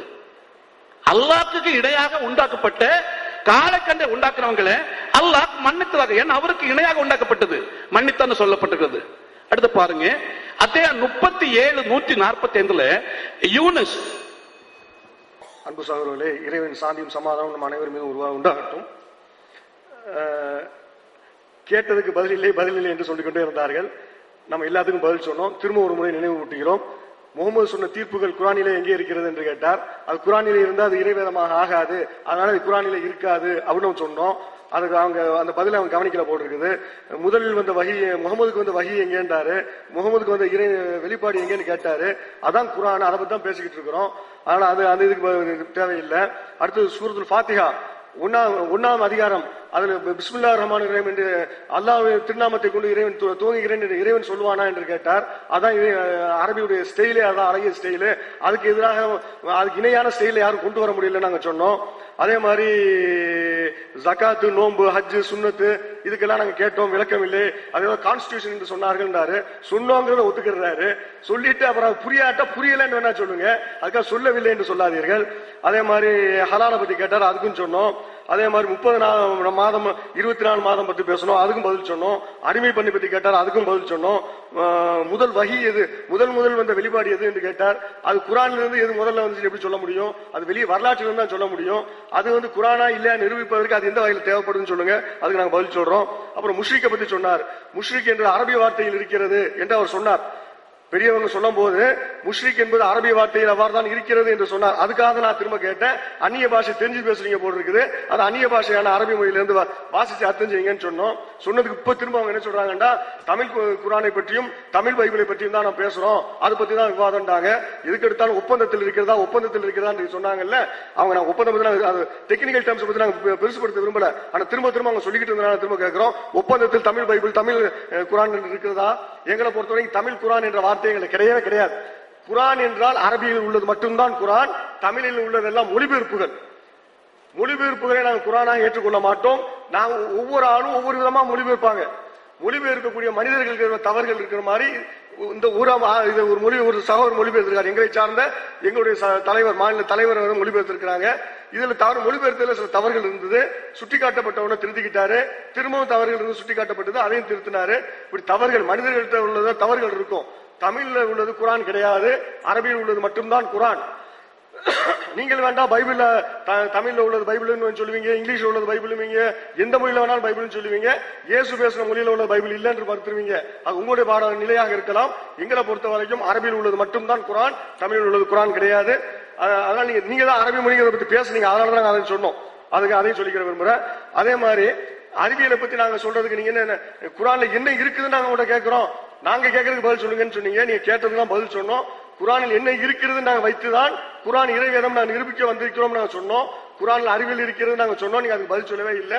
அதுக்கு பதிலாக நீங்க என்ன செஞ்சீங்கன்னு சொன்னா, குரான்ல அறிவியல் சொன்னாங்க, ஒரு வசனம் சொல்லி இது என்ன பெரிய அறிவியலான்னு கேட்டீங்க. அது அறிவியல் தான். இது அறிவியலுக்கு முரணாக இருக்குதா? காற்றை நாடினால் காற்றை நிறுத்தி விடுவோம் சொல்லிட்டு சொல்றான் தான். நாம் நினைத்தால் காற்றை நிறுத்தி விடுவோம் என்று அல்லாஹ் சொல்கிறான். இதுல என்ன அறிவியல் இருக்குன்னு சொன்னீங்க. நாங்க இதுல பல அறிவியல் இருக்கதான் செய்யுது, நாங்க இந்த வாதமாக எடுத்து வைக்கல. இது குரான் இது இறைவேதம் இல்லை என்பதற்கு சான்றாக நீங்க சொன்னீங்களே, இது என்ன அறிவியல் முரண் அப்படின்னு நீங்க நிரூபிங்க. நாங்க அந்த அறிவியல் தான் நாங்க நிரூபிக்கிறோம். அதே மாதிரி நீங்க அறிவியல் கணக்குல கடவுள் தப்பு செய்துட்டாருன்னு சொல்லிட்டு ஒரு கணக்கு சொல்லி காட்டுறீங்க. கணக்கில் தப்பு செய்யக்கூடிய ஒரு இறைவனை கிடையாது. உங்களுடைய கொள்கை தான் கணக்குல தப்பு செய்யுது. 3 1 3 ஆக்கி 3 1ங்கிறது இப்படி தானும் குழம்பி அடுத்தவங்களையும் குழப்பி இந்த மாதிரி குழம்பி போறது உங்களுடைய வழக்கம் தான் தவிர இறைவன் அந்த மாதிரி இருக்க முடியாது.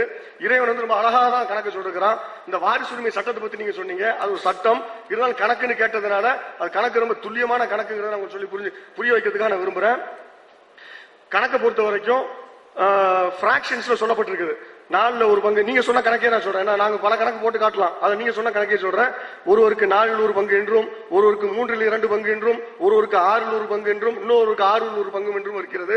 இவ்வாறு பார்த்தால் மொத்தம் 30 பங்கு வருது. டினாமினேஷன் 24 வரும். அதான் நீங்க சொல்ல வர்றது கருத்து. பின்னல் கணக்கு சொல்றீங்க. பின்னல் கணக்குல டினாமினேட்டர் 30 24 வரும், நியூமரேட்டர்ல 30 வரும். இது கணக்கு பொருந்தலையே, எப்படி பிரிப்பீங்க அந்த சொத்தை? 24 பங்குகளை 30ஆக எப்படி பிரிப்பீர்கள் என்பதான் அங்க கேட்ட கேள்வி. கையிலிருந்து பிரித்து கொடுப்பவர் காசை போட்டு பிரிக்கலாம் நீங்க சொன்னீங்க, அது இல்லவே இல்லை. இந்த பிராக்ஷனை பொறுத்த வரைக்கும் லிமிடேஷன்ஸ் ஆஃப் மேத்தமெட்டிக்ஸ் இருக்குது. மனிதனுடைய அறிவு குறைபாடு உடையது, அறிவியல் எல்லாமே குறைபாடு உடையதுதான், கணிதமும் குறைபாடு உடையதுதான். இந்த எண்களை சொல்லுவதற்கு பல முறைகள் இருக்குது. அதுல இந்த பிராக்ஷன், இந்த பின்னல் கணக்கும் ஒரு முறை, அது அல்லாத முறைகளும் இருக்குது. இந்த பின்னல் கணக்கையே இந்த 4 ஒரு பங்கு என்பதை பெர்சன்டேஜா மாத்தினால், சதவீத கணக்காக மாத்தினால் 4/1 என்பதை 25% என்போம். 2/3 என்பதை 66% என்போம். போர்டு தான் நல்லா அழகா எழுதி காட்டிடுவேன். 6/1 என்பதை 17.5% என்போம். எழுதிக்கிறீங்க வேண்டாம், நான் தர்றேன். 6/1 என்பது திரும்ப 17% என்போம். சதவீத கணக்காக சொல்லுவாங்க, அப்படி சொல்லுவோம். இங்க என்னன்னு கேட்டீங்கன்னா ஒவ்வொருவருக்கும் பங்கு பிரிக்கும் போது இவருக்கு உள்ள பங்கும் இவருக்கு உள்ள பங்கும் எந்த அளவுக்கு பிரிக்க வேண்டும் என்பது.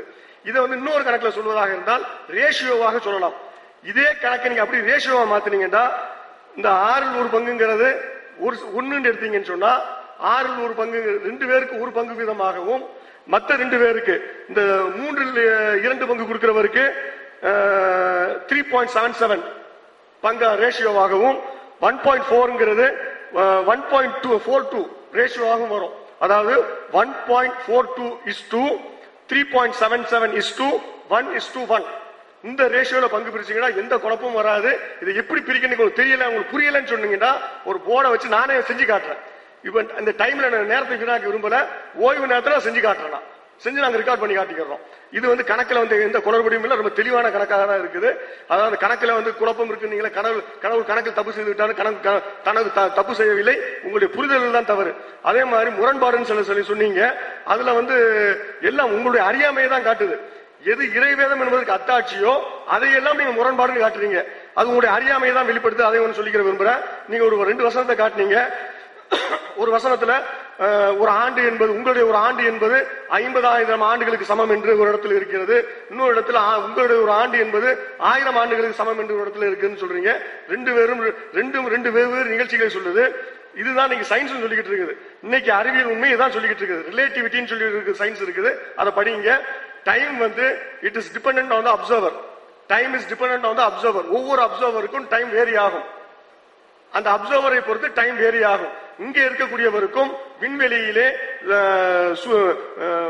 ஒளியுடைய வேகத்தில் பிரயாணம் செய்யக்கூடியவருக்கும் காலம் வேறுபடும்.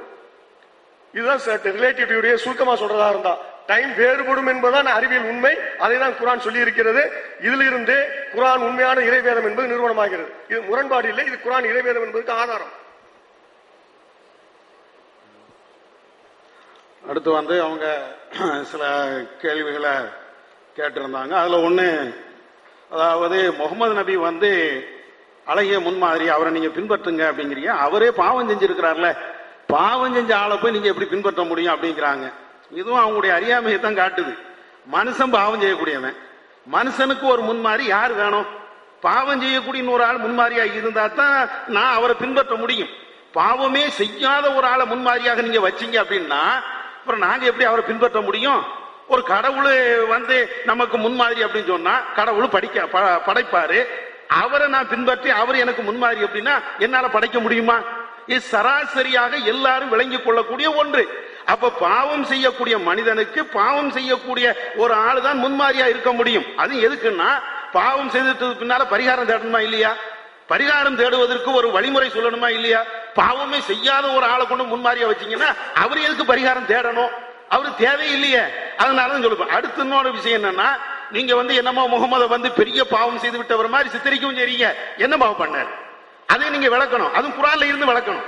அவர் செய்து விட்ட பாவம் பயங்கரமாங்கிற மாதிரி சித்தரிக்கிறீங்கல்ல, அவர் செய்து விட்ட பாவங்கள் என்ன பயங்கரமான பாவம் அப்படிங்கறதையும் நீங்க விளக்கணும். அதே மாதிரி ஒரு கேள்வி கேட்கிறாங்க, குரான்ல இந்த முகமது பத்தி நல்லவர்னு எங்கேயா சொல்லி இருக்குதா? படிங்க, குரான படிங்க. சொல்லவே இல்லையா? குரான்ல 64 வசனத்தை நீங்க எடுத்து பாருங்க. நபியே, நீங்கள் அழகான நற்குல சீலராக நீங்க தான் இருக்கிறீங்க. இது நல்லவருக்கு இறைவன் கொடுக்கக்கூடிய சான்று இல்லையா? இது உங்களுக்கும் தெரியும்.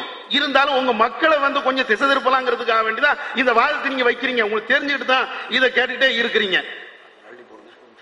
அதே மாதிரி இந்த வைத்த வாதத்திலேயே குரான் இறைவேதம் என்பதற்குள்ள வாதத்தை நீங்க திருப்பி வைக்கிறீங்க. முகமது பாவம் செய்யக்கூடியவர் அப்படின்னு சொல்லிட்டு அதனால இது இறைவேதமாக இருக்காதுங்கிறீங்க. அதான் நாங்க ஆரம்பத்திலேயே சொன்னோம், துவக்க உரையிலேயே சொன்னோம். ஒரு மனிதர் அப்பா ஒன்னும் எழுத படிக்க தெரியாத மனிதர், ஆடு மேய்த்து கொண்டிருக்கக்கூடிய மனிதர், அவர்கிட்ட இருந்து ஒரு செய்தி வருது. அந்த செய்தி எவ்வளவு மகத்தான செய்தியாக இருக்குது, அது மனிதனால் சொல்ல முடியாத செய்தியா இருக்குது. அந்த செய்தியுடைய தரத்தை பாருங்க நாங்க சொன்னோம். அதை தான் நீங்க வலுவுற்ற மாதிரி சொல்றீங்க. முகமது ஒரு பாவி ஆயிற்றேங்கிறீங்க. ஒரு பாவி, பாவம் செய்யக்கூடியவர், இட்டு கட்டுவதற்கு வழி இருக்கிறது, சொல்ல கருத்தை சொல்லறதுக்கு வழி இருக்குது, பொய்யை சொல்வதற்கு வாய்ப்பு, பொய் சொல்வதற்கு லாங் பீரியட் இதாயிரும், பொய் சொல்வதற்கு வாய்ப்பு இருக்குது, பொய்யான செய்திகளை சொல்வதற்கு வாய்ப்பு இருக்குது, பாவத்தை தூண்டுவதற்கு வாய்ப்பு இருக்குது. இந்த இறைவேதம் நாங்க சொல்றோமே, அவர் தானே சொன்னாரு. ஒரு பாவி என்று நீங்க சொல்றீங்களா அந்த முகமதை, அந்த முகமது தானே இதை சொன்னாரு. இதுல பாவத்தை தூண்டக்கூடிய செய்தி ஏதாவது இருக்குதா? பாவத்துக்கு எதிரான செய்திகள் இருக்குதா? அதே மாதிரி இதுல பொய்யான செய்திகள் ஏதாவது இருக்குதா? இதுதான் இறைவேதம் என்பதற்கு ஆதாரம். இது ஒரு பாவி சொன்ன வார்த்தை இல்லை, பாவத்தை செய்யக்கூடிய ஒரு சாதாரண மனிதன் சொன்ன வார்த்தை இல்லை, பாவத்திற்கு அப்பாற்பட்ட இறைவனத்திலிருந்து வந்த வார்த்தை என்பதற்கு இது ஒரு ஆதாரம். ஆதாரத்தை எல்லாம் நீங்க எதிராக காட்டிக்கிட்டு இருக்கிறீங்க. உங்களுடைய அறியாமை தான் இது விளக்குது. அடுத்து குர்ஆன் இறைவேதம் என்பதற்கு இன்னொரு சான்றையும் போடுறோம். அதாவது இன்னைக்கு நவீன காலத்துல ஒவ்வொரு கோள்களும் சுத்துகிறது, சூரியன் சுத்துகிறது, சந்திரன் சுத்துகிறது என்று இன்னைக்கு கண்டுபிடிச்சாங்க. இத 1400 வருடங்களுக்கு முன்பாக இறைவன் சொல்லக்கூடிய அந்த வசனத்தை நீங்க எடுத்து பாருங்க. 36ல 38வது வசனம், வஷம்சு தஜ்ரி லிமுஸ்தகரில்லஹா, சூரியன் அதற்கு என்று நிர்ணயிக்கப்பட்ட அந்த இடத்தை நோக்கி ஓடிக்கொண்டே இருக்கிறது. ஒரு எழுத படிக்க மனித ஒருவர் சொல்ல முடியுமா? இன்னைக்கு சொன்னால் அது ஆச்சரியம் இல்லை, அறிவியல் உலகம்.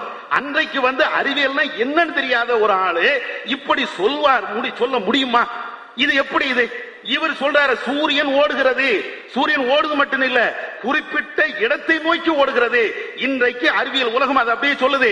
ஏறத்தாழ ஒரு மணி நேரத்துல 9 லட்சம் கிலோமீட்டருக்கு வேகத்துல சூரியன் தன்னுடைய குடும்பத்தை இழுத்துக்கொண்டு, சூரிய குடும்பத்தை இழுத்துக்கொண்டு படுவேகமாக ஓடிக்கொண்டே இருக்கிறது அப்படின்னு இன்னைக்கு சொல்றானே. இந்த கருத்தை இவ்வளவு பெரிய வசனத்துல இறைவன் சொல்கிறான் என்றால் இது மனித கருத்து இருக்க முடியாது. மனிதனால் இது அன்றைக்கு கற்பனை கூட செய்து பார்க்க முடியாது. கற்பனையில வராத ஒரு செய்தியை மனிதன் சிந்தித்து பார்க்க முடியாத ஒரு செய்தியை அன்னைக்கு சொல்லுகிறான் என்றால் கண்டிப்பாக இது இறைவனுடைய வார்த்தை தான், மனிதனுடைய வார்த்தையே கிடையாது. சர்வ வல்லமையுள்ள கர்த்தராகிய இயேசு கிறிஸ்துவின் பரிசுத்த நாமத்திற்கு மகிமை உண்டாதாக. அன்புள்ள சகோதரர்களே, சூரத் பாத்திகாவையும் இந்த குரானையும் இறக்கி வைத்தோம். சூரத் பாத்திகா குரானில் இருக்கிறதா வேற எங்க இருக்கிறதா?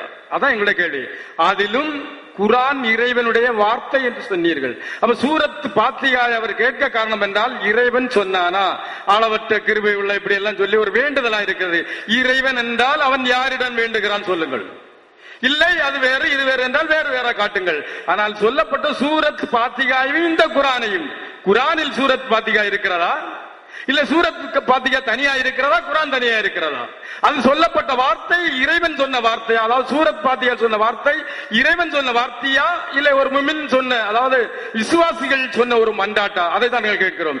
இறைவன் வார்த்தை என்று நீங்கள் சொல்வீர்களானால் இறைவன் இப்படி மன்றாடுவானா? அப்படி மன்றாடுவான் என்றால் அவன் யாரிடம் மன்றாடினான்? அதுதான் கேள்வி. அதை நீங்கள் புரியாமல் பதில் சொல்லுகிறீர்கள். எனவே நீங்கள் சொல்லுகிற பதில் சரியல்ல. முஸ்லிம்கள் காபிர்கள் என்று சொன்னது தமிழ் மொழியில் இருக்கிறது என்று தான் நான் சொன்னேன். அதை அவர் அரபு மொழியில் அர்த்தம் வேற என்று சொன்னதுனால தான் சொன்னேன். அரபு மொழியை பற்றி எனக்கு தெரியாது. தமிழ் மொழியில் இருக்கிற முஸ்லிம்கள் காபிர்கள் பற்றி அதில் எழுதப்பட்டிருக்கிறது. முஸ்லிம்கள் யார், காபிர்கள் யார், அதுதான் நான் சொன்னேன். அதுக்கு அர்த்தம் சொல்லுங்கள். அதைத்தான் கேட்டேன். மாற்றி பேசாதீர்கள். நான் வேற அர்த்தத்தில் கேட்கவே இல்லை. அதை நான் இப்பொழுது சொல்லிக் கொள்கிறேன். மொழிபெயர்ப்புகளை ஏற்றுக்கொள்ள முடியாது என்று இன்னும் சொன்னார். குரானின் தமிழ் மொழி பெயர்ப்புகளை ஏற்றுக்கொள்ள முடியாது என்று சொன்னார்.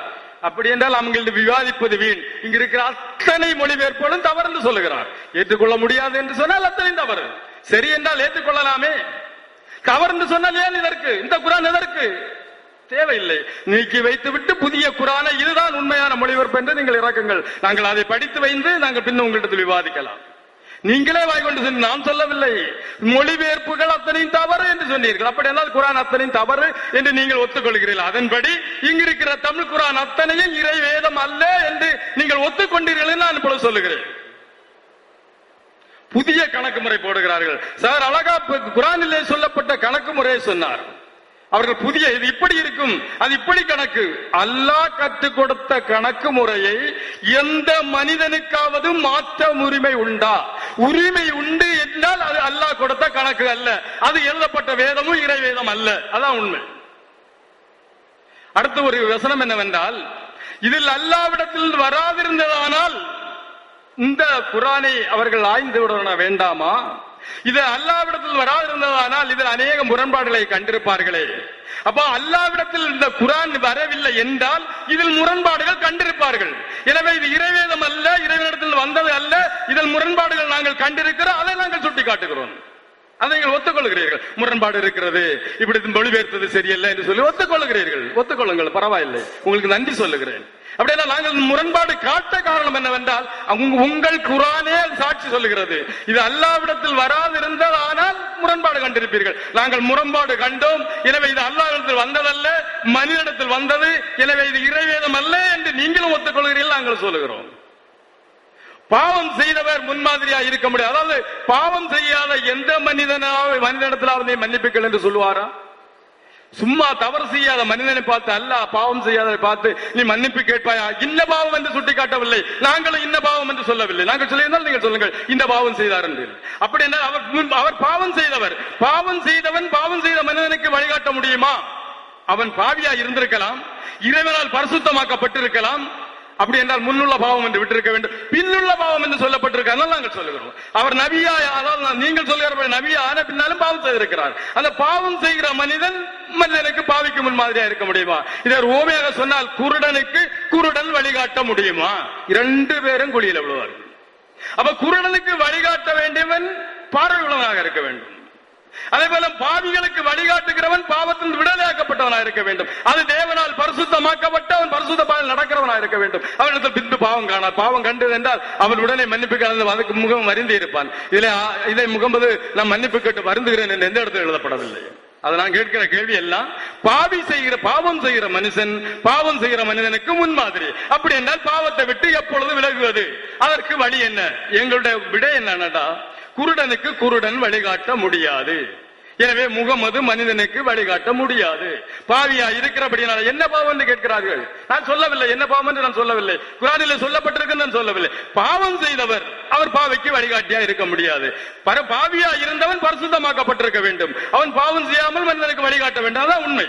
அப்படி இல்லை என்றால் நாங்கள் அதை சுட்டி காட்டினோம். விஞ்ஞானம் பற்றி கேட்டு நீங்கள் சொன்னதற்கு தான் நாங்கள் பதில் என்ன, கப்பல்களை காற்று வீசாமல் செய்துவிட்டால் கடலின் மேற்பரப்பில் இருக்கும். நாங்க ஏன் கேட்கிறோம்னா, நீங்க விஞ்ஞானத்தை இறைவனுக்கு தெரியும் என்று சொன்னதுனால நாங்கள் சொல்ல வேண்டிய தேவையே இல்லை. நிறைவேற்றதாலும் சொல்லுகிறோம் ஒரு வாரம். கப்பலை காற்றை நிறுத்திவிட்டால் கப்பல் ஓடாதா? இது அல்லாஹ்வுக்கு தெரியாதா? அப்ப கப்பலை காற்றை நிறுத்திவிட்டால் கப்பல் ஓடுமா? ஓடும், இன்றைக்கு ஓடும். ஏன்னா குர்ஆன் முக்காலத்துக்கு உரியது என்று நீங்கள் சொல்லிவிட்டீர்கள். அப்ப காற்றை நிறுத்திவிட்டால் கப்பலோடு. இது விஞ்ஞானமா? ஏனென்றால் அன்று எந்த நிலைமையில் ஒரு மனிதன் எதை கண்டானோ அதை எழுதி வைத்தான். அது விஞ்ஞானம் என்று நீங்கள் சொல்லுகிறீர்கள். அப்படி என்றால் நான் இப்பொழுது கேட்டது, காற்றை நிறுத்திவிட்டால் கப்பல் நிற்குமா?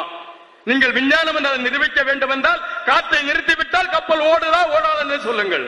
எனவே இது இறைவேதம் அல்ல என்பதற்கு திட்ட தெளிவமாக அத்தனை உங்களுடைய பதில்களுக்கு தவறாக சொன்ன அத்தனை பதில்களுக்கும் தெளிவான விளக்கத்தை நாங்கள் அழைத்து விட்டோம். என்று தெரிகிறது குர்ஆன் இறைவேதம் இல்லை என்று அவர் பேசுவார். அருமையான சகோதரர்களே, நீங்களும் இங்கே நாங்கள் ஒருவருக்கு ஒருவர் எடுத்து வைக்கக்கூடிய வாதங்களை நன்கு உன்னிப்பாய் கவனித்துக் கொண்டிருக்கிறதற்காக நன்றி. தமிழில் உள்ளது குர்ஆன் கிடையாது என்று சொன்ன சகோதரருக்கு ஒரு விசை கூட நன்றியை நாங்கள் உரித்தாக்கிக்கிறோம். தமிழ்ல இருக்கிறது குர்ஆன் கிடையாது. நீங்களே புரிந்து கொள்ளுங்கள், இங்கே இருக்கிற எத்தனை நபருக்கு அரபியிலே குர்ஆன் தெரியும் என்று நீங்களே புரிந்து கொள்ளுங்கள். தமிழில் இருக்கிறது குர்ஆன் கிடையாது, அரபியில் உள்ளதுதான் குர்ஆன் என்று அருமையான சகோதரர்கள் ஒத்துக்கொண்டார்கள். அவர்களுக்கு மிக்க நன்றி. அப்ப பாருங்க, சயின்ஸ் சயின்ஸ் சயின்ஸ் சொல்றீங்க. சயின்ஸ படிக்கணுமா குர்ஆனை படிக்கணுமா? நான் கேட்கிறேன், சயின்ஸா குர்ஆனா? எங்களுக்கு சயின்ஸ் தேவையில்லை, நாங்க குர்ஆனை கேட்கிறோம். இங்க பாருங்க, அல்லாஹ் சொல்றாரு முகமது இடத்துல நல்ல முன்மாதிரி இருக்கு. அவங்க எடுத்து வாசிச்ச வசனத்தை சொல்றேன், நீங்க நல்லா கவனிச்சுக்கிடுங்க. என்ன முன்மாதிரி? அத்தியாயம் 64 வாசிச்சாங்க. எவ்வளவு தூரம் அவங்க குர்ஆனை படிச்சிருக்காங்கன்னு நீங்க எல்லாம் கேட்டுக்கிடுங்க. அத்தியாயம் 64 சுட்டி காட்டினாங்க. அத்தியாயம் 64 கவனிச்சுக்கிடுங்க. வானங்களிலும் பூமியிலும் உள்ளவற்றை அவன் அறிவான். இன்னும் நீங்கள் ரகசியமாக்கி வைப்பதையும் நீங்கள் பகிரங்கமாக்கி வைப்பதையும் அவன் அறிவான். அல்லாஹ் நெஞ்சங்களில் உள்ளவற்றை எல்லாம் முற்றும் அறிந்தவன். இதுல ஐயா முகமது அவர்களை குறித்து என்ன சொல்லி இருக்கா? நீங்களே நினைச்சுக்கிடுங்க. அல்லாஹ் எல்லாவற்றையும் முற்றும் அறிந்தவன் தான் சொல்லியிருக்கிற ஒழிய முகமது அவர்களை குறித்து நல் சாட்சி இங்கே சொல்லப்பட்டிருக்கிறதா? பாருங்கள், இந்த குர்ஆன் வந்து எல்லாவற்றையும் தெளிவாக்கி வைக்கிறதா. நான் சொல்றேன் பாருங்க, அத்தியாயம் 12:1 அலிஃப் லாம் ரா 2வது வசனத்துல இது தெளிவான வேதத்தின் வசனங்கள். அலிஃப் லாம் ரான்னா என்ன? இது தெளிவான வேதத்தின் வசனங்களா. அத்தியாயம் 15ஆம் அத்தியாயம் 1ஆம் வசனம் அலிஃப் லாம் ரா இது தெளிவான வேதத்தின் வசனங்கள். அடுத்த 2ஆம் வசனத்தை சொல்லி இருக்கு. அத்தியாயம் 26:1 தா ஷிம் மீம் அது பாருங்க 26:2 சொல்லி இருக்கு. இது தெளிவான வேதத்தின் வசனம். தாம் ஷிம் மீம். அத்தியாயம் 27:1 தா சீன் இது குர்ஆனில் தெளிவான வேதத்தின் வசனங்களா சொல்லி இருக்கு. அடுத்த 2ஆம் வசனத்துல 28:1 தா சீம் மீம் அது பாருங்க இது தெளிவான வேதத்தின் வசனங்கள்னு 28:2 சொல்லி இருக்கு. 43:1 ஹா மீம் அப்ப ஹா மீம் சொன்னா 43:2 சொல்லி இருக்கு தெளிவான வேதத்தின் மீது சத்தியமாக அப்படின்னு சொல்லி இருக்கு. இது தெளிவாக எழுதியிருக்கான் பாருங்க. அருமையான ஒரு சகோதரர், அவர் 2002 இருந்து 2012 வரையிலும் 13 எடிஷன் குர்ஆன் வெளியிட்டு இருக்கிறாங்க. அவங்களுடைய ஒரு கருத்து இது வந்து 3 திருக்குர்ஆன்ல 12ஆம் பக்கம் இம்மொழிபெயர்ப்பு பற்றின்னு சொல்லியிருக்கிறாரு. அதுல பாருங்க 12ஆம் பக்கத்துல 2வது பத்தி 2வது பாராகிராஃப் சில அரபு சொற்களை அரபு சொல்லாகவே பயன்படுத்தி உள்ளோம். சில அரபு சொற்களை அரபு சொல்லாகவே பயன்படுத்தி உள்ளோம். அதற்கு அச்சொற்களின் முழுமையான கருத்தை தெரிவிக்கும் தமிழ் சொற்கள் கிடைக்காததே இதற்கு காரணம். அச்சொற்களின் கருத்தை தெரிவிக்கும் தமிழ் சொற்கள் கிடைக்காததே இதற்கு காரணம். 13 குர்ஆன் எழுதின ஒரு நபருக்கு தமிழ் சொற்கள் கிடைக்கல அப்படின்னு சொன்னா எப்படி இதை இறைவேதமாக ஏற்றுக்கொள்ள முடியும்? இப்படி தெளிவில்லாத ஒன்று எப்படி இறைவேதமாக இருக்க முடியும்? அருமையான சகோதரர்களே, ஆயிரக்கணக்கான கேள்விகள் நாங்கள் எடுத்து வைத்திருக்கிறோம். நாங்கள் குர்ஆனை முழுக்க முழுக்க ஒரு குர்ஆன் அல்ல பல குர்ஆன்களை படித்து நாங்கள் எடுத்து வைத்திருக்கிறோம். நீங்கள் எதிலையும் தெளிவான விளக்கம் கொடுக்கல. நான் உங்கள்கிட்ட தொழுகையை குறித்து கேட்டோம். நின்னு தொழணுமா, முழங்கால் படிட்டு தொழணுமா, மண்டிட்டு தொழணும், அதுக்கு நீங்க எதுவும் சொல்லல. அதுல எந்த ஒரு வசனத்தை நீங்க எடுத்து வைக்கல. தொழுகைக்கு ஒரு வசனத்தை எடுத்து வைக்கல, ஷக்காத்துக்கு எடுத்து வைக்கல, ஹஜ்ஜுக்கு எடுத்து வைக்கல, சுன்னத்துக்கு எடுத்து வைக்கல, நோன்புக்கு எடுத்து வைக்கல, ஹலால் ஹரானுக்கு எடுத்து வைக்கல. என்ன சயின்ஸ் சயின்ஸ் போறீங்க? அவர் சொல்லிட்டாரு. ஏன் சயின்ஸ் போறீங்க? தமிழ்ல இருக்கிறது குர்ஆன் அல்ல. அவர் ஒத்துக்கொண்டதுனால நீங்க சயின்ஸ் போறீங்க. இப்பவே என்ன தெரியுது? அப்போ இந்த தமிழ்ல ஆயிரக்கணக்கான லட்சக்கணக்கான பிரதிகள் இறக்கப்பட்டிருக்கிறது. இவையெல்லாம் குர்ஆன் அல்ல. அப்ப இதை படித்தவர்கள் எல்லாம் குர்ஆனை படிக்கவில்லை. அப்ப அது தவறாக சொல்லப்பட்டிருக்கிறது. அரபு மொழியில் இருக்கிறதான் குர்ஆன். அப்ப எப்படி தமிழ் குர்ஆனும் தமிழ் பைபிளும் என்று சொல்லக்கூடிய வாதத்திற்கு நீங்கள் ஒப்பந்தப்பட்டிருக்கீர்கள்? கொஞ்சம் சிந்திச்சு பாருங்களேன். நீங்களே இந்த குர்ஆன் தமிழ் குர்ஆன் வந்து அது அல்லாஹ்விடத்துல வந்தது இல்ல, அரபு மொழியில இருந்து கொடுக்கிறது அது உண்மையான குர்ஆன் நீங்களே சொல்லுவீங்கன்னு சொன்னா, இதுல ஒவ்வொரு குர்ஆன்லயும் ஆயிரக்கணக்கான லட்சக்கணக்கான பிரதிகள் போடப்பட்டிருக்கிறது. அப்ப இதை படிக்கிற அருமையான இஸ்லாமிய சகோதரர்கள் எல்லாம் அவங்க நீங்க என்ன நினைக்கிறீங்க? அப்ப எதுக்காக? அவங்களை ஏமாத்துறதுக்காக இப்படி தமிழ்ல உங்கள் விருப்பம் போல எழுதியிருக்கிறீங்க தானே? அழகா சொல்லியிருக்கிறார் இல்லையா? தயவு செய்து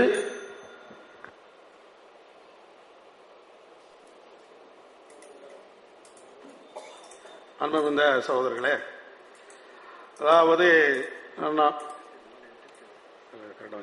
அதாவது சகோதரர் அவர்கள் சொல்லும் போது குர்ஆன்ல நபி அவர்களை பற்றி நல்லவர் என்று அந்த வசனத்துல இல்ல அப்படிங்கிற மாதிரி சொன்னாங்க. 68:4 நான் அப்படிதான் சொன்னேன், எனக்கு ஞாபகம் இருக்குது. வசன நம்பர் வந்து நீங்க நான் அப்படி சொன்ன எனக்கு ஞாபகம் இருக்குது. தவறா இருந்தா அதுல எடுத்து பாருங்க. 68:4 அதுல இருக்குது. சரி, அடுத்த விஷயத்துக்கு வருவோம். அதாவது சகோதரர் அவங்க பேசும்போதே ஒரு குருடனுக்கு வந்து இன்னொரு குருடன் வழிகாட்ட முடியாது, இந்த முகமது நபியே பெரிய தப்புலாம் பண்ணி இருக்கிறாரு, அவர் எப்படி இன்னொரு ஆளுக்கு வழிகாட்ட முடியும் அப்படிங்கிற மாதிரி தான் அந்த வாதத்தை எடுத்து வச்சாங்க. நாங்களும் அது சொல்றோம். குருடனுக்கு குருடன் வழிகாட்ட முடியாது. ஆனால் இந்த முகமது நபி அவர்களுக்கு அவர் வழிகாட்டுகிறார் என்று நாங்க சொல்லலையே. அவருக்கு இறைவன் புறத்துல இருந்து வகி வருது, அதுதான பிரச்சனையே. அதைத்தான் நிலைநிறுத்துறோம். வழிகாட்டுதல் என்பது இறைவன்கிட்ட இருந்து வருது. அந்த இறைவன்கிட்ட இருந்து வரக்கூடிய அதைத்தான் மக்களுக்கு மத்தியில சொல்றாரு. இவருடைய கருத்தை சொல்லல. இவர் தான் கருத்தை சொல்வதா இருந்தா தான் உங்களுடைய வாதம் சரியா இருக்கும். முகமது அவருடைய சொந்த கருத்தை கொண்டு மக்களுக்கு வழிகாட்டுதார் என்று சொன்னாதான் நீங்க சொல்லக்கூடிய அந்த உதாரணம் எல்லாமே பொறுத்துதான் இருக்கும். இவர் இறைவன்கிட்ட இருந்து வரக்கூடிய வகைய மக்களுக்கு மத்தியில் அவர் எடுத்து சொல்றாரு. அதனால இவர் வழிகாட்டுகிறார், இறைவனுடைய வகை செய்தியை கொண்டு வந்துதான் மக்களுக்கு வழிகாட்டுதார் என்பது அதுக்கு பதிலாக சொல்லிக் கொள்றோம். அடுத்து முரண்பாடுன்னு சொல்லிக்கிட்டே இருக்கிறாங்க திரும்ப திரும்ப. இன்னொரு வார்த்தையும் வைப்பாங்க, நாங்க இத்தனை கேள்வி கேட்டோம், இதுதான் இவங்களுடைய வேலையே. அது நான் சும்மா சொல்லல. எந்த விவாதத்துக்கு போங்களேன், இத்தனை கேள்வி கேட்டோம் இவங்க பதிலே சொல்லல, இப்படியே சொல்லிக்கிட்டே இருப்பாங்க. அப்ப சொல்லப்பட்ட பதில் எல்லாம் என்ன? ஒரு நேரத்தில் எந்த அளவுக்குன்னா உங்க ஆட்கள்கிட்ட வேணா கேளுங்கன்னு வேற ஒரு வார்த்தை விட்டாங்க. நாங்க அது உங்களுக்கு தான் கேவலமா இருக்கும். எங்க ஆட்கள்கிட்ட கையை தூக்க சொன்னாச்சுன்னா அவங்க கரெக்டா தூக்கிடுவாங்க, அது உங்களுக்கு கேவலமா இருக்கும். அதனால அந்த வார்த்தையெல்லாம் தவிர்த்துக்கிடுங்க. அதே நேரத்தில் நாங்க பதில் சொன்னோமா இல்லையா அப்படிங்கிறது எல்லாத்துக்கும் தெரியும். ஆனா நீங்க என்ன சொல்லுவீங்க? பதில் சொல்லல. எத்தனை வசனங்களுக்கு பதில் சொல்லி இருக்கிறோம், அதுக்கு ஏன் மௌனமா இருக்கிறீங்க? ரெண்டாவது, நாங்க 7-8 கேள்விகளை போட்டு இருக்கிறோமே, மனுஷன் சொல்ல முடியாத ஒரு வார்த்தையை இங்க குர்ஆன்ல இருக்குதே, இது மனுஷனுடைய வார்த்தை இல்ல அப்படின்னு சொல்லிட்டு, அதாவது இதை போல கொண்டு வாருங்க, அது உங்களுக்கு சொல்ல முடியல. மலையை போல் முளைகள் இருந்தது, அது சொல்ல முடியல. குழந்தைகள் எவ்வாறு பிறக்கிறது, அது சொல்ல முடியல. சூரியன் எப்படி ஓடுது, அதெல்லாம் சொன்னமே. இதுக்கு ஏதாவது வாய் திறந்தீங்களா? அதுக்கு ஒண்ணுக்கு மட்டும் போனா போட்டுமே பதில் சொல்லிட்டு போறாங்க. எதுக்கு? அதாவது ஏன் கொண்டு வரல தெரியுமா? குர்ஆன் தப்புன்னு நாங்க சொல்லிட்டு இருக்கிறோம். லாஜிக்க பாருங்க, குர்ஆன் தப்பா, அதனால ஒண்ணு கொண்டு வரலையா? குர்ஆன் சரியான வேதம், அதுல எந்த முரண்பாடும் இல்ல, அதையும் கொண்டு வாங்கன்னு குர்ஆன் சொல்லிட்டு இருக்குது. இவர் அது தப்பா, அதனால கொண்டு வரலையா? அதான் லாஜிக்கு. சரி என்பது இதுல தப்ப நீ முதல்ல சுட்டி காட்டுங்க. எங்க சுட்டி காட்டுதிய? முரண்பாடுன்னு ஒண்ணு சொல்றீங்க. முரண்பாடு இருந்தால் குர்ஆன் இல்ல, நாங்களும் அதை ஏற்றுக்கொள்கிறோம். முரண்பாடு இருக்கக்கூடாது. இப்ப நீங்க ஒரு வசனத்தை நீங்க சுட்டி காட்டி உங்களுடைய முரண்பாடு எப்படி இருக்குதுங்கிறதுக்காக வேண்டி, நீங்க எப்படி அதை பாக்குறீங்கிறதுக்காக வேண்டி ஒரு வசனத்தை நீங்க சுட்டி காட்டுதிய. என்ன வசனம்? அதாவது வானம் முதல் படைக்கப்பட்டதா அல்லது மற்றது படைக்கப்பட்டதா அப்படின்னு ஒரு கேள்வியை நீங்க கேக்குறீங்க. வானம் பூமி முதல்ல படைக்கப்பட்டதுன்னு ஒரு வசனம் இருக்குது. அதே மாதிரி முதல்ல படைக்கப்பட்டது வானம் அப்படின்ட்டு இன்னொரு வசனத்துல இருக்குது அப்படின்னு சொல்றீங்க. பூமி முதல்ல படைக்கப்பட்டதுங்கிறதுக்கு 2:29 நீங்க காட்டுறீங்க. என்ன இருக்குது? நான் அப்படியே படிச்சு காட்டுவேன். அவனே பூமியில் உள்ள அனைத்தையும் உங்களுக்கு படைத்தான், பின்னர் வானத்தை நாடி அவற்றை 7 வானங்களாக ஒழுங்குபடுத்தினான். இப்படி ஒரு வசனம். நீங்க சொன்ன அந்த 79 27 30 அந்த வசனத்தை நான் படிக்கிறேன். படைக்கப்படுவதில் நீங்கள் கடினமானவர்களா அல்லது வானமா? அதை அவன் நிறுவினான், வானத்தை அவன் நிறுவினான். அதன் முகட்டை உயர்த்தி சீராக்கினான். இதாங்க 2 வசனம். நல்லா பாருங்க. ஒரு வசனத்துல வானத்தை படைச்சான் இருக்குது, இன்னொரு வசனத்துல உங்களை படைக்கிறது கஷ்டமா வானத்தை படைக்கிறது கஷ்டமா? எது கஷ்டம் அப்படின்னு இஸ்லாம் கேக்குது. உங்களை படைக்கிறது, வானத்தையும் படைச்சிருக்கிறானே, அப்ப உங்களை படைக்கிற பெரிய சிரமமா இப்படின்னு கேட்கக்கூடிய இந்த 2 வசனத்தை வச்சுக்கிட்டு முரண்பாடு இல்லையா? சகோதரர்களே, முதல்ல முரண்பாடுனா என்னன்னு விளங்குங்க. முரண்பாடுனா என்னன்னு விளங்குதா? முரண்பாடு என்றால் விவாதம் நடக்குது நான் சொல்றேன், ஒரு ஆளு விவாதம் நடக்கலங்கிறாரு, இதுக்கு பேர் தான் முரண்பாடு. இத மாதிரி ஏதாவது நீங்க காட்டுதீங்களா? முரண்பாடு நீங்க சொல்றீங்களா? நான் இதுக்கு தான் ஒவ்வொருக்கும் நான் பதிவு பண்றேன். என்ன பதிவு பண்றேன்னா, வசனத்தை படிங்க நான் சொல்றது இதுதான். வசனத்தை நீங்க படிக்காம என்ன செய்ய? 7:2:4 இப்படின்னு போய்கிட்டே இருக்கிறீங்க. 2 வசனத்தையும் நாங்க மொழியாக்கத்தை தான் எடுத்து படிக்கிறோம். அரபி கூட நாங்க படிக்கல, உங்களுக்கு சிரமமா இருக்குங்கிறதுக்காக வேண்டி அரபியை விட்டுட்டு தமிழை படிக்கிறோம். இதுல எங்க இருக்குது? இங்க ஏதாவது முதல்ல வானத்தை படைச்சான், முதல்ல பூமியை படைச்சான் அப்படி 2 வசனத்துல இருக்குதா? முதல்ல வானத்தை படைச்சா அப்படியும் ஒரு வசனம் இருக்கணும், அல்லது முதல்ல பூமியை படைச்சா அப்ப முதல்ல எதை படைச்சதுன்னு கேள்வி வரணும். இங்க அப்படி இருக்குதா? மொழியாக்கத்துல அப்படி இல்ல. நீங்களாக ஒன்ன கற்பனை பண்ணிக்கிட்டு இப்படித்தான் நீங்க சொல்லிக்கிட்டே இருக்கிறீங்க. இந்த முரண்பாடுகள் குறித்து நீங்கள் சொல்லக்கூடிய அனைத்துமே இப்படித்தான். உதாரணத்துக்கு ஒண்ணு சொல்றேன், இத மாதிரிதான் நீங்க சொல்லிக்கிட்டே இருக்கிறீங்க. முரண்பாடு அப்படின்னு சொல்லக்கூடிய எல்லா விஷயங்களும் இருக்குது. நாங்க இன்னொன்னு பதிவு பண்ணி இருக்கிறோம். நீங்க எத்தனை விஷயங்கள் சொன்னாலும் மனிதன் சொல்ல முடியாத ஒரு வார்த்தையை, மனிதன் கூற முடியாத ஒரு வார்த்தையை இறைவன் கூறி இருக்கிறான் என்று நாங்கள் நிரூபித்து விட்டோம். அதுக்கு நீங்கள் பதில் சொல்லவில்லை என்றால் குர்ஆன் தான் இறை வேதம் என்பது நிரூபணம் ஆகி ஆகிவிட்டது.